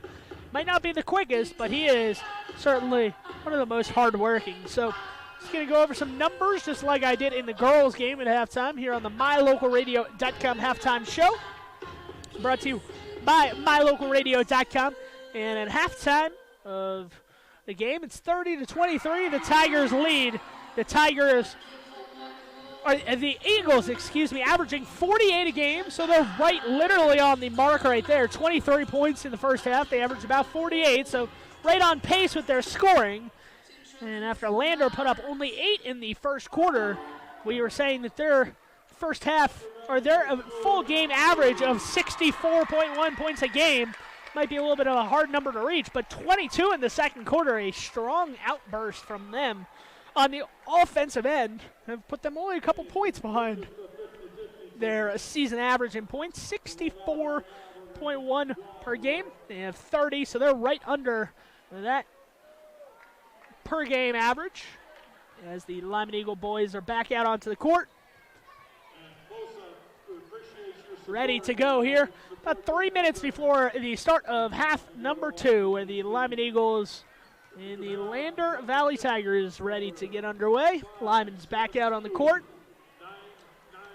Kevin Lueck certainly had a lot to talk about with his team, and kind of some of those silly turnovers, some turnovers that maybe shouldn't happen or have happened where you're kind of like, okay, that should be a one-time thing, and it's happened multiple times, including a 3-second violation. They had about 2 or 3 times where they had a 3-second violation on offense, meaning you're just standing in the paint and not doing anything, not with the ball. And a couple times there, Joseph Turner was called for one, Kunzler was called for another.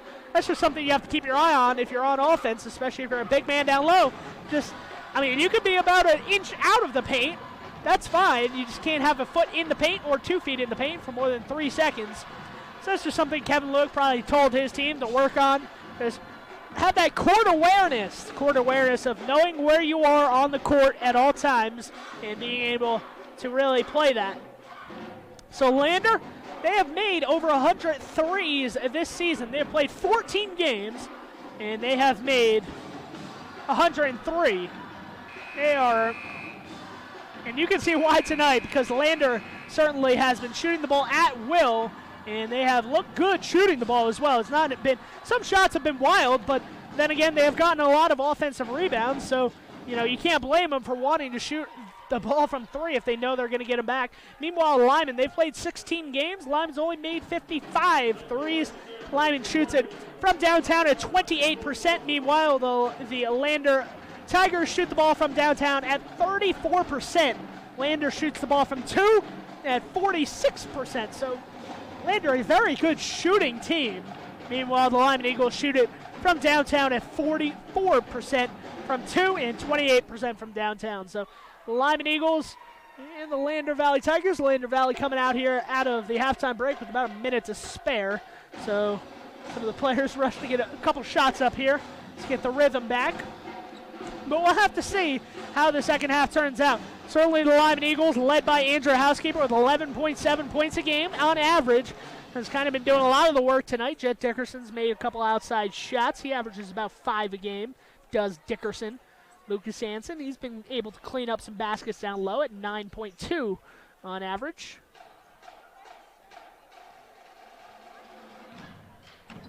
So it looks like Lyman will go on defense I can't see the arrow, but Lyman has come out and gone in the defensive side of the court, so I would assume that means Lander will be on defense, or Lander will be on offense. Lyman will be on defense here as Stu Mullins gets in some last words to his players before they go out and start the second half. So the big score in the first half, Bryant Sinclair with 15. I believe it's still at 15. Could be wrong. But Bryant Sinclair, a big 15 for the team. Off the bench as well. He did not start tonight, but he certainly has made a case maybe to get some varsity starting minutes after tonight's contest at least. Ball inbounded to Massery. Massery throws it in to Trayshawn. Over to Massery. Massery up top. Trayshawn throwing down low. Anson went after the pass. Couldn't get to it. Missed shot from down low. Housekeeper comes away with the rebound. Defender trying to chase him down from behind. Housekeeper turns, spins, throws it off the backboard, and good. So the Lyman Eagles at the first 2 points in the second half. 30-25 the score. Right back down low. That shot is affected down low. Anson spins around. Just uses that brute strength to pull the ball away from Lander. And Lyman's got a chance to make this a one-possession game again. So, as I said, going into that halftime show, or mylocalradio.com halftime show, this game is not out of reach for Lyman. It's only a 3-possession game. Quickly, after scoring to open up the half, Lyman has a chance to make it a one-possession game. Foul as Kunzler drove towards the baseline. Massery comes up a little bit limp there. I think he might have got a dead leg, meaning the knee of Kunzler went into the thigh, kind of in that spot where it harms you and makes you kind of stumble around for a minute or two.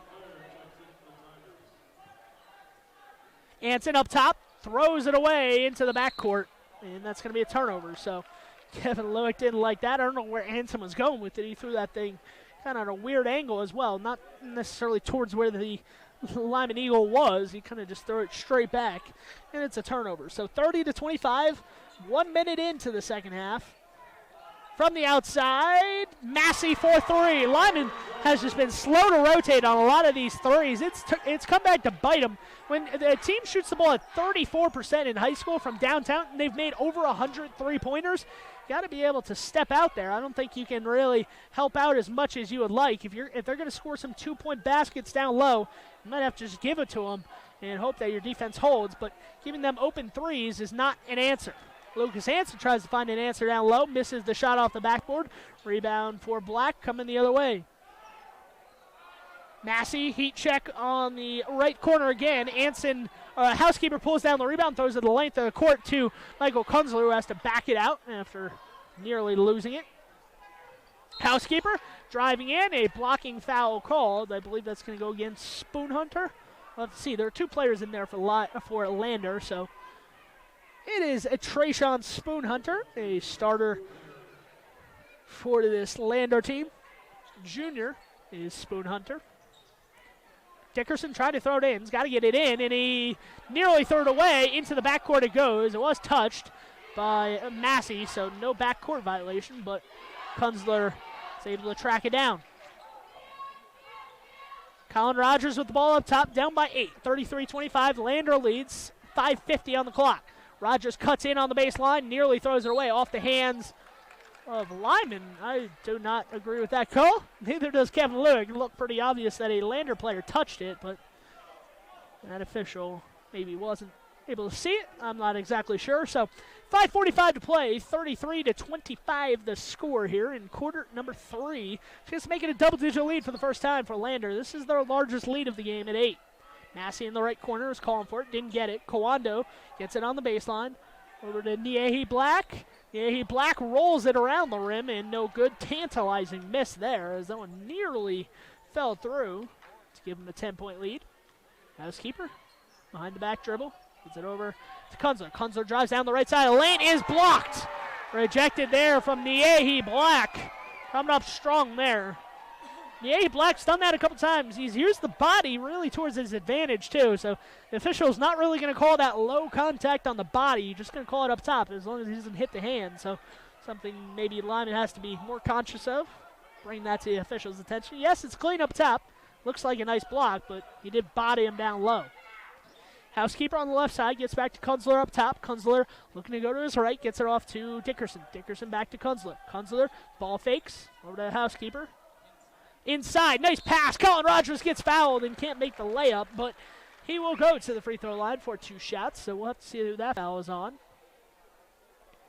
Looks like Antonio Coando. That is his first. The team's third, however, so Lyman maybe had that talk at halftime, say, let's be more aggressive, get to the foul line.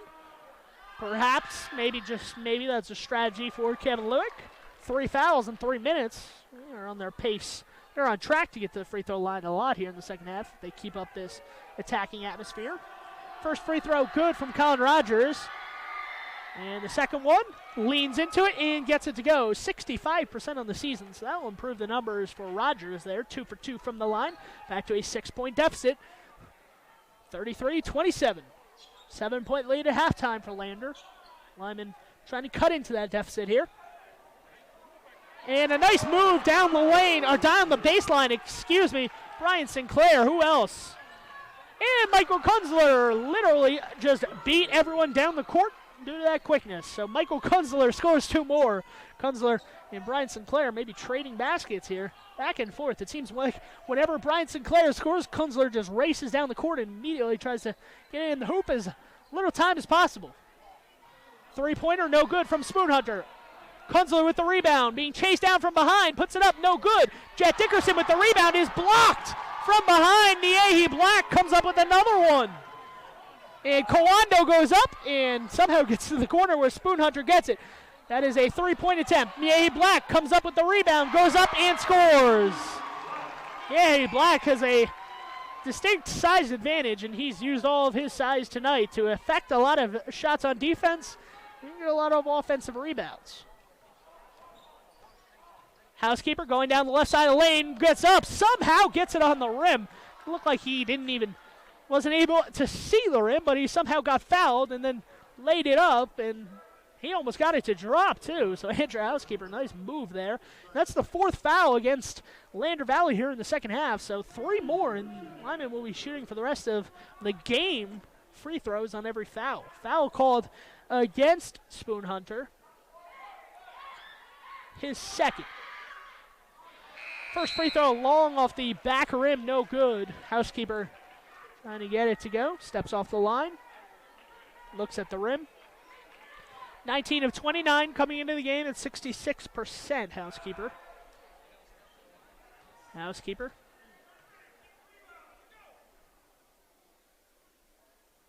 Second attempt. Takes a deep breath, puts it up, and he makes it. So 1 of 2 from the line, back to a 7-point deficit. The halftime lead was 7, and it's back to 7 here for Lander as Lyman cuts it by 1 on that possession. Lander looking for their first double-digit lead. Nice baseline pass there, puts it up off the back rim, no good. Just not the right angle on that shot for Zaddy O'Neal, and Lyman comes away with it 37-30. Lyman going left to right, wearing the blue uniforms. 3:15 to play here in quarter number 3.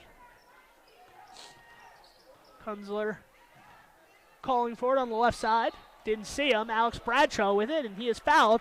That is the 5th foul against Lander, so quickly this game might come down to free throws for Lyman here. If they remain on this pace, they'll be shooting free throws for the rest of the game. 1 more foul, and then it's free throws. Woodland to inbound to Housekeeper, right on the near side.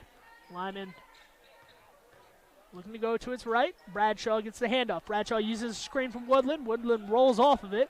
Kunzler gets it. Kunzler back up top. Woodland with it. Looks at the basket. Throws it inside. Instead to Anson. Anson is blocked. Gets his own shot back. Sends a defender in the air. Misses the shot. Gets another rebound down low. And I think he traveled with it. Yes, he did. He was spinning around and the ball was not on the floor. So an easy traveling call there.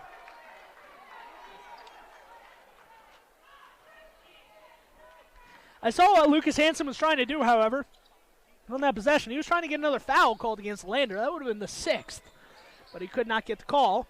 And 37-30 remains the score. Coando looking to make it a 10-point lead. No good. Bradshaw with the rebound at the free throw line. Pulls it back for a second.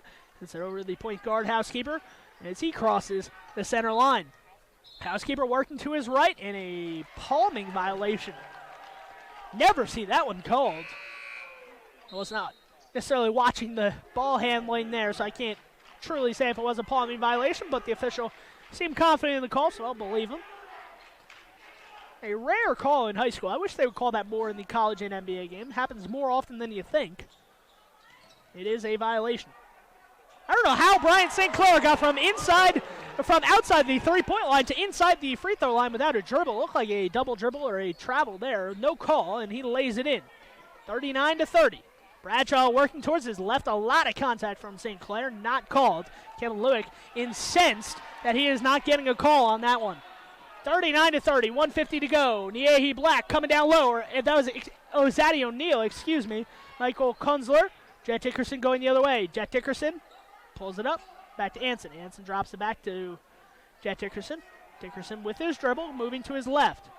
Over to Anson. Anson looking inside to Woodland. Woodland had the ball go down low. In the corner for three. Alex Bradshaw, no good. The shooter could not get the shot to go from the near corner there on the Lyman bench.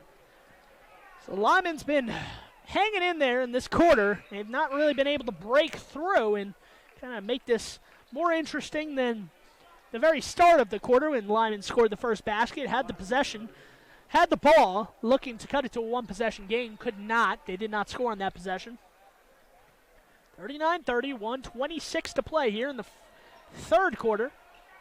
So we approach the final 9 minutes of the game.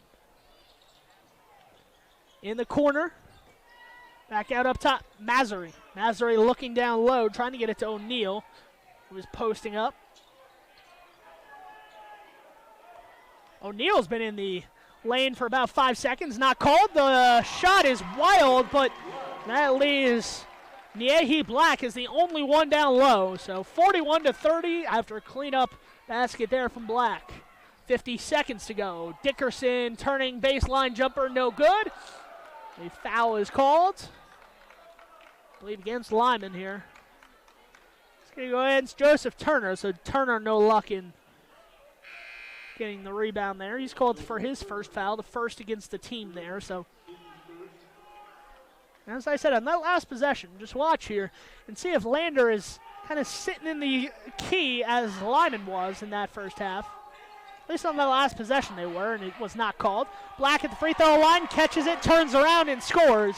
This one getting away from the Lyman Eagles quickly, as the lead now the largest it's been at 13. Lyman needs to close out this final 30 seconds, maybe with some momentum to try to get back into this one. Kunzler on the left side. Dickerson up top. Dickerson, no hesitation, shoots the three off the front rim, no good. Black with the rebound, 19 on the clock. Here they come the other way. Massery with it. Massery in the corner, gets it back out up top. Massery with it with 10 seconds to play. In the corner, it is Bryant St. Clair. Has got over 20 points in this contest.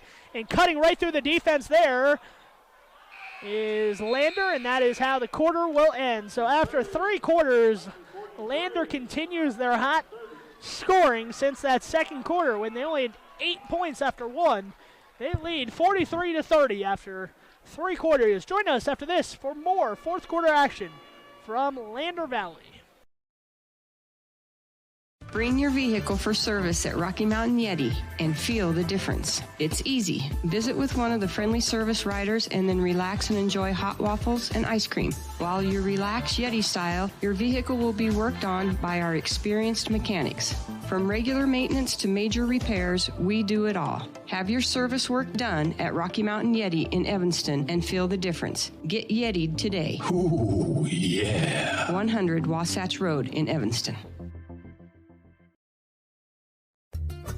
Serving Wyoming since 1941, Plains Tire is Wyoming's oldest and largest tire dealer with great locations throughout the state. They'll get you the right tires and offer the best results for your vehicle at the lowest prices, guaranteed. Plus, you can go to any Plains Tire Pro dealer with their nationwide warranty service. And check out their Plains Tire phone app. Come down and see us at Plains Tires on 157 Bear River Drive for all your automotive needs. Hablamos también español.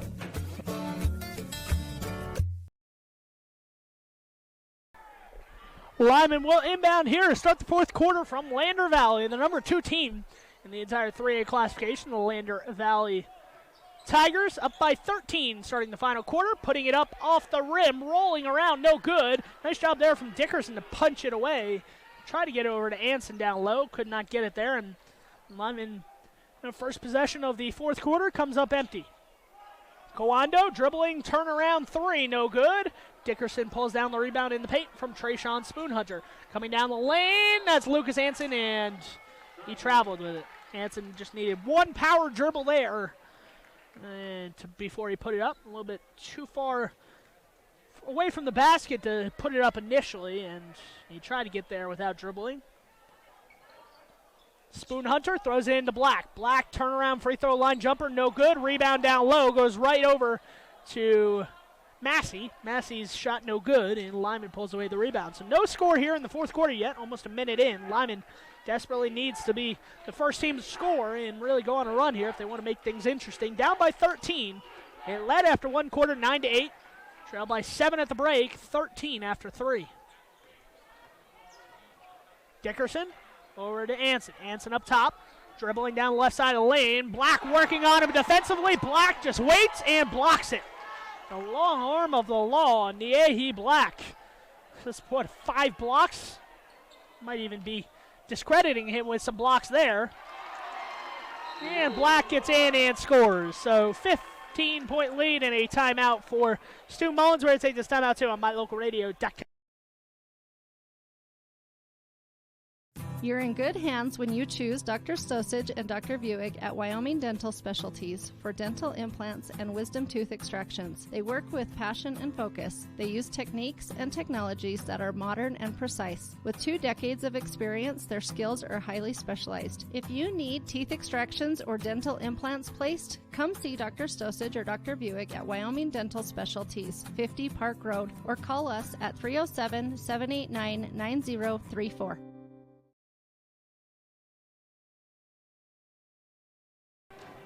Back here from Lander Valley, Lyman Eagles have it. Inbounding on the baseline here. 6:33 to play.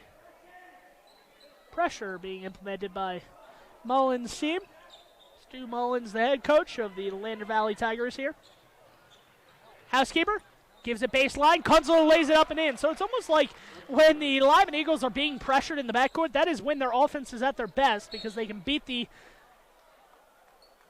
Lander Valley Tigers down the other way. So I don't know why Stu Mullins would want to pressure up by 15 here, knowing that his defense is pretty much inferior when pressuring, but maybe trying to work on that. Foul called on the baseline, gives it back to Lander. Inbounds to Spoonhunter in the corner. Spoonhunter spots up and scores. That's just too easy for a team that shoots the ball 34% with over 110 makes from three-point land this season. Can't let them be open. Housekeeper driving down the lane is blocked again. I'd like to say that's somewhere around 8 or 9 blocks for Niehi Black. Seems like every block is better than the last as well. He only averages 1 block a game, by the way, Niehi Black. So it's not like he's some blocking expert that's been getting 10 blocks a game. 3 ball put up by Jet Dickerson. Can't get the shot to go short off the rim and no good. And here comes Lander the other way. 3-pointer from the left corner right in front of the bench. Antonio Kwando has not really gotten any of those to go tonight, but he's still shooting them. Spoonhunter in the corner. Front rim, back rim, no good. Housekeeper with the rebound. Being pressured here. Jet Dickerson with the ball across the timeline. Colin Rogers right down the lane, and an offensive foul. So Lyman got 5 fouls against Lander Valley in the first about 5 minutes or so of the third quarter. They have not drawn a foul since. So I don't know if that's just based on the aggressiveness maybe of Lyman has changed. Obviously the lead has extended to 16 since that point. But Lyman might just need to try to be more aggressive and continue to attack Lander. Meanwhile, Lander continues to hoist up some threes here. That one is no good. The only way that Lyman can get back into it is a couple misses from Lander here and some good defense, some great offense. Kunzler driving down the right side of the lane, waits and scores. The Lyman fans wanting the foul calls seem to have dried up on the offensive end. The whistles for the officials. There have been fouls, they're just not being called anymore. Kunzler with the steal. Kunzler going the other way, has it taken away. And from my vantage point on this side of the court. It looked like he was out of bounds when he stole it, the Lander player. Not called, however, so I don't know. Going to try not to comment on the officials anymore. 4:30 to go here in the final quarter. Housekeeper puts it up, and Housekeeper's got it. So 17-point lead, now down to 11 as Lyman gets it. A 3-ball from Housekeeper, a full timeout. We're going to take that full timeout, too, with Kevin Lueck and his team.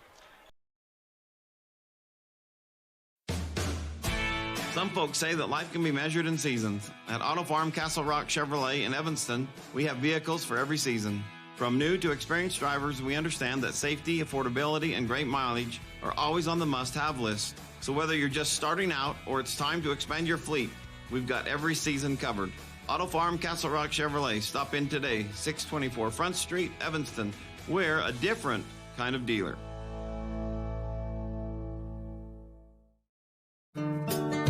Business cards are a powerful and inexpensive way to promote the goods and services you offer. You can design your own cards or have the professionals at Westar Printing design your business cards. Now with same day and next day turnaround on all business card printing, you don't have to wait.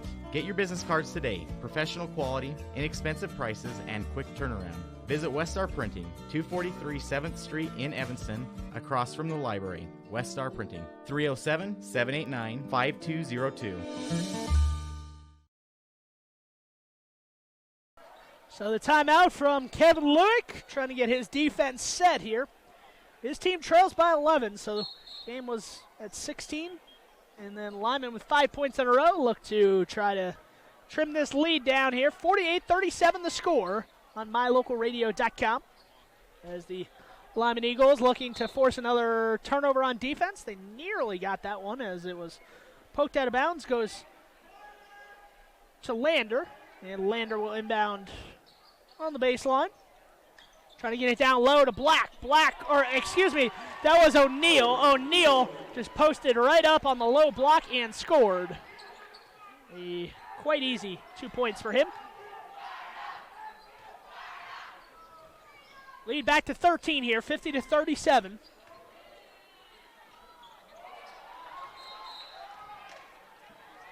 And that one turnover by Lander as they're out on the baseline.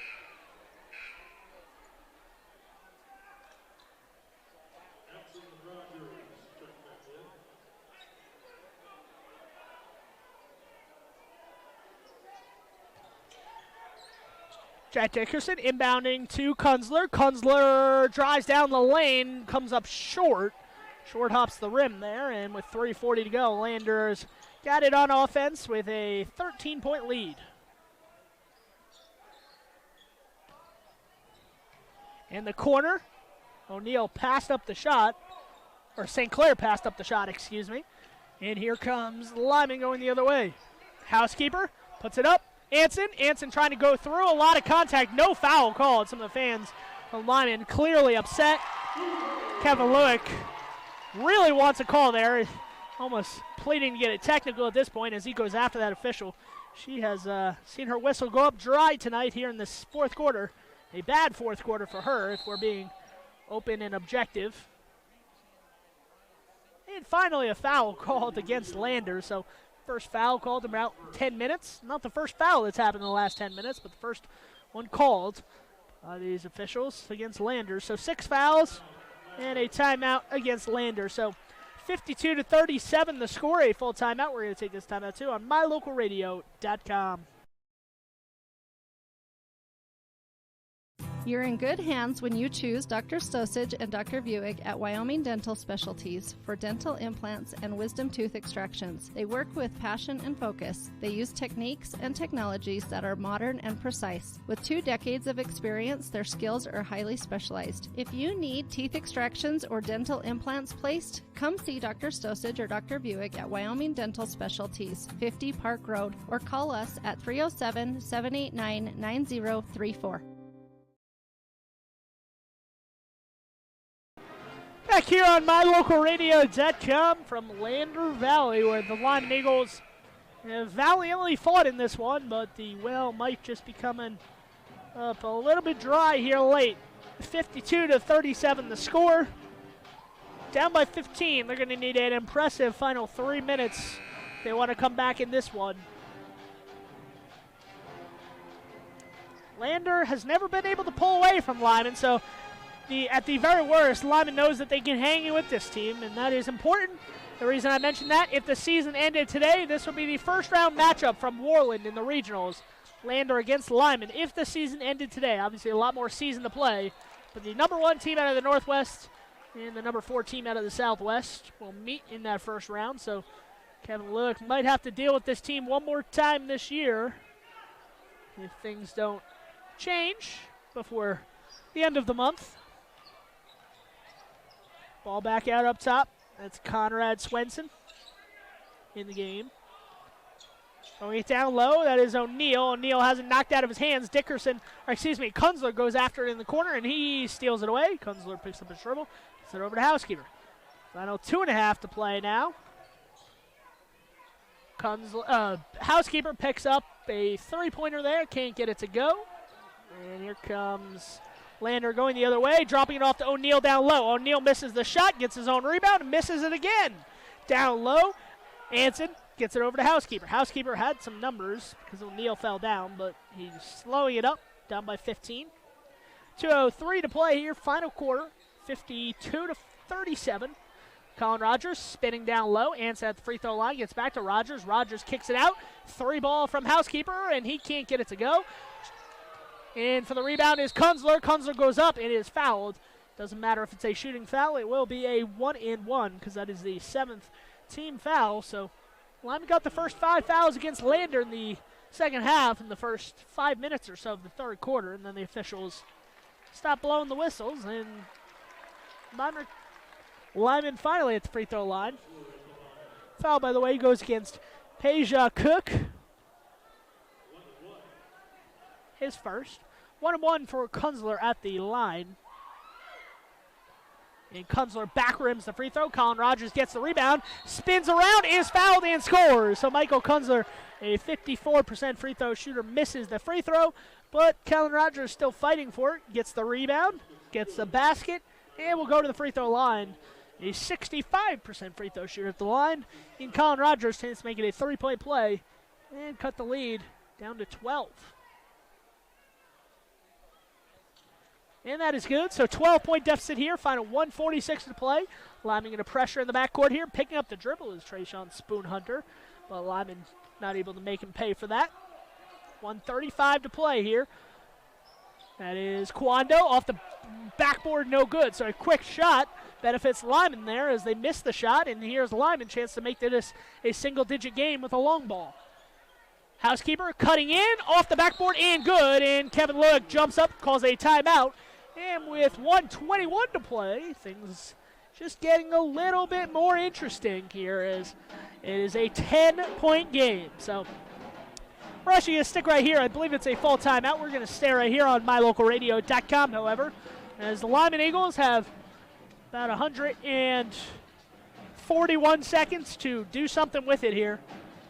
Down by 10 against the number 1 team in the 3A Northwest. But as I've been saying, I think this game means a lot more to Lyman necessarily in the scope of things than it does to Lander, at least the result from tonight, because Lyman, as I said, everyone gets a chance to go to the state playoffs at the end of the year, no matter what your record is. So albeit Lyman only has 3 wins on the year, they're going to look at tonight's result. As long as they keep it respectable and things don't get out of hand in the final 2 minutes or so of this contest, Lyman will go into the regionals at Worland thinking, okay, we can beat the number 1 team in the Northwest. We can beat the number 2 team overall in the 3A classification if we just shot the ball a little bit better and played maybe a little bit better defense on the 3-point attempts from Lander. But a 10-point game right now against the number 2 team in the 3A classification has to be, a little bit of a silver lining to Kevin Lueck, knowing that in a month or so, these 2 teams could play each other for a chance to get to the state playoffs.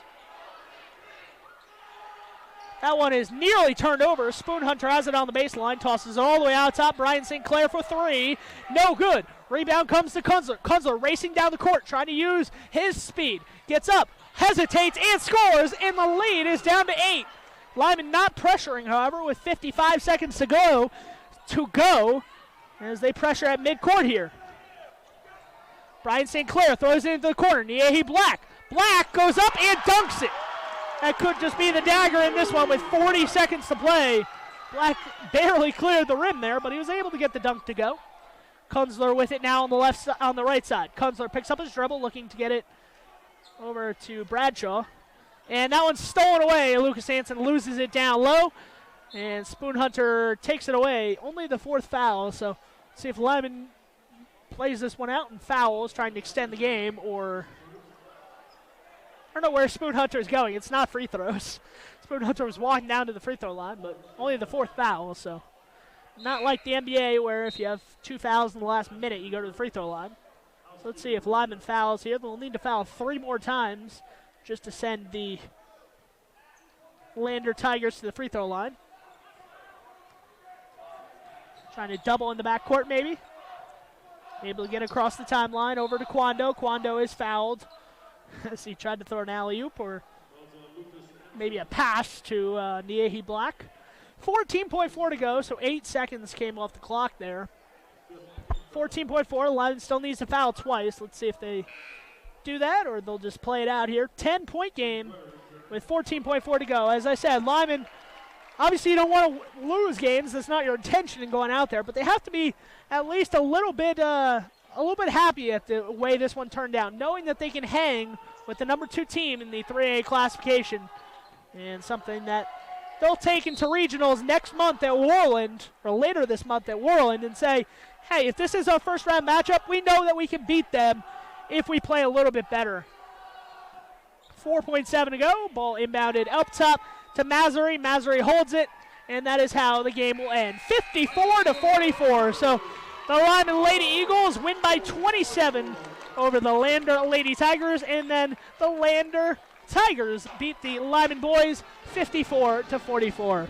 All right, folks, thank you for joining us once again for another Thursday marquee matchup between the Lyman Eagles on the road, this time against Lander.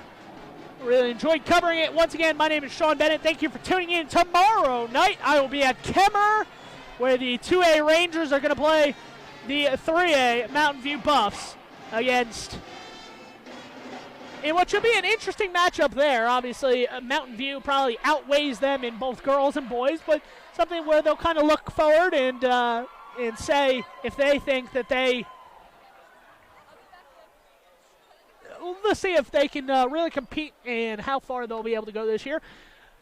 Talked to the head coach for the Mountain View Lady Buffs, Jessica Moretti, last weekend. Asked her if she was going to play her varsity squad, and she said yes, just because they don't have a lot of games on the schedule, so she wants to get as many opportunities for her team to play as possible. Expect to see a lot of youth in that game for Mountain View as well tomorrow at Kemmer. And then on Saturday, we're going to see this same Lander team in this afternoon against the Mountain View Buffs. I will cover that one for mylocalradio.com. So if you're interested in tuning in for that one tomorrow at Kemmer, where Mountain View plays, and then Saturday, we're right back at it between Mountain View and Lander, this time back at Mountain View. So that's going to do it for our coverage here on this Thursday night. Thank you for joining us. Please stay tuned for more action from mylocalradio.com. Tomorrow, Kemmer Rangers and the Mountain View Buffs. And then on Saturday, the Mountain View Buffalo will play these Lander Tigers in a 3A class showdown between the two teams near the top of the 3A class. So that's going to do it here. Once again, my name is Sean Bennett, signing off from mylocalradio.com.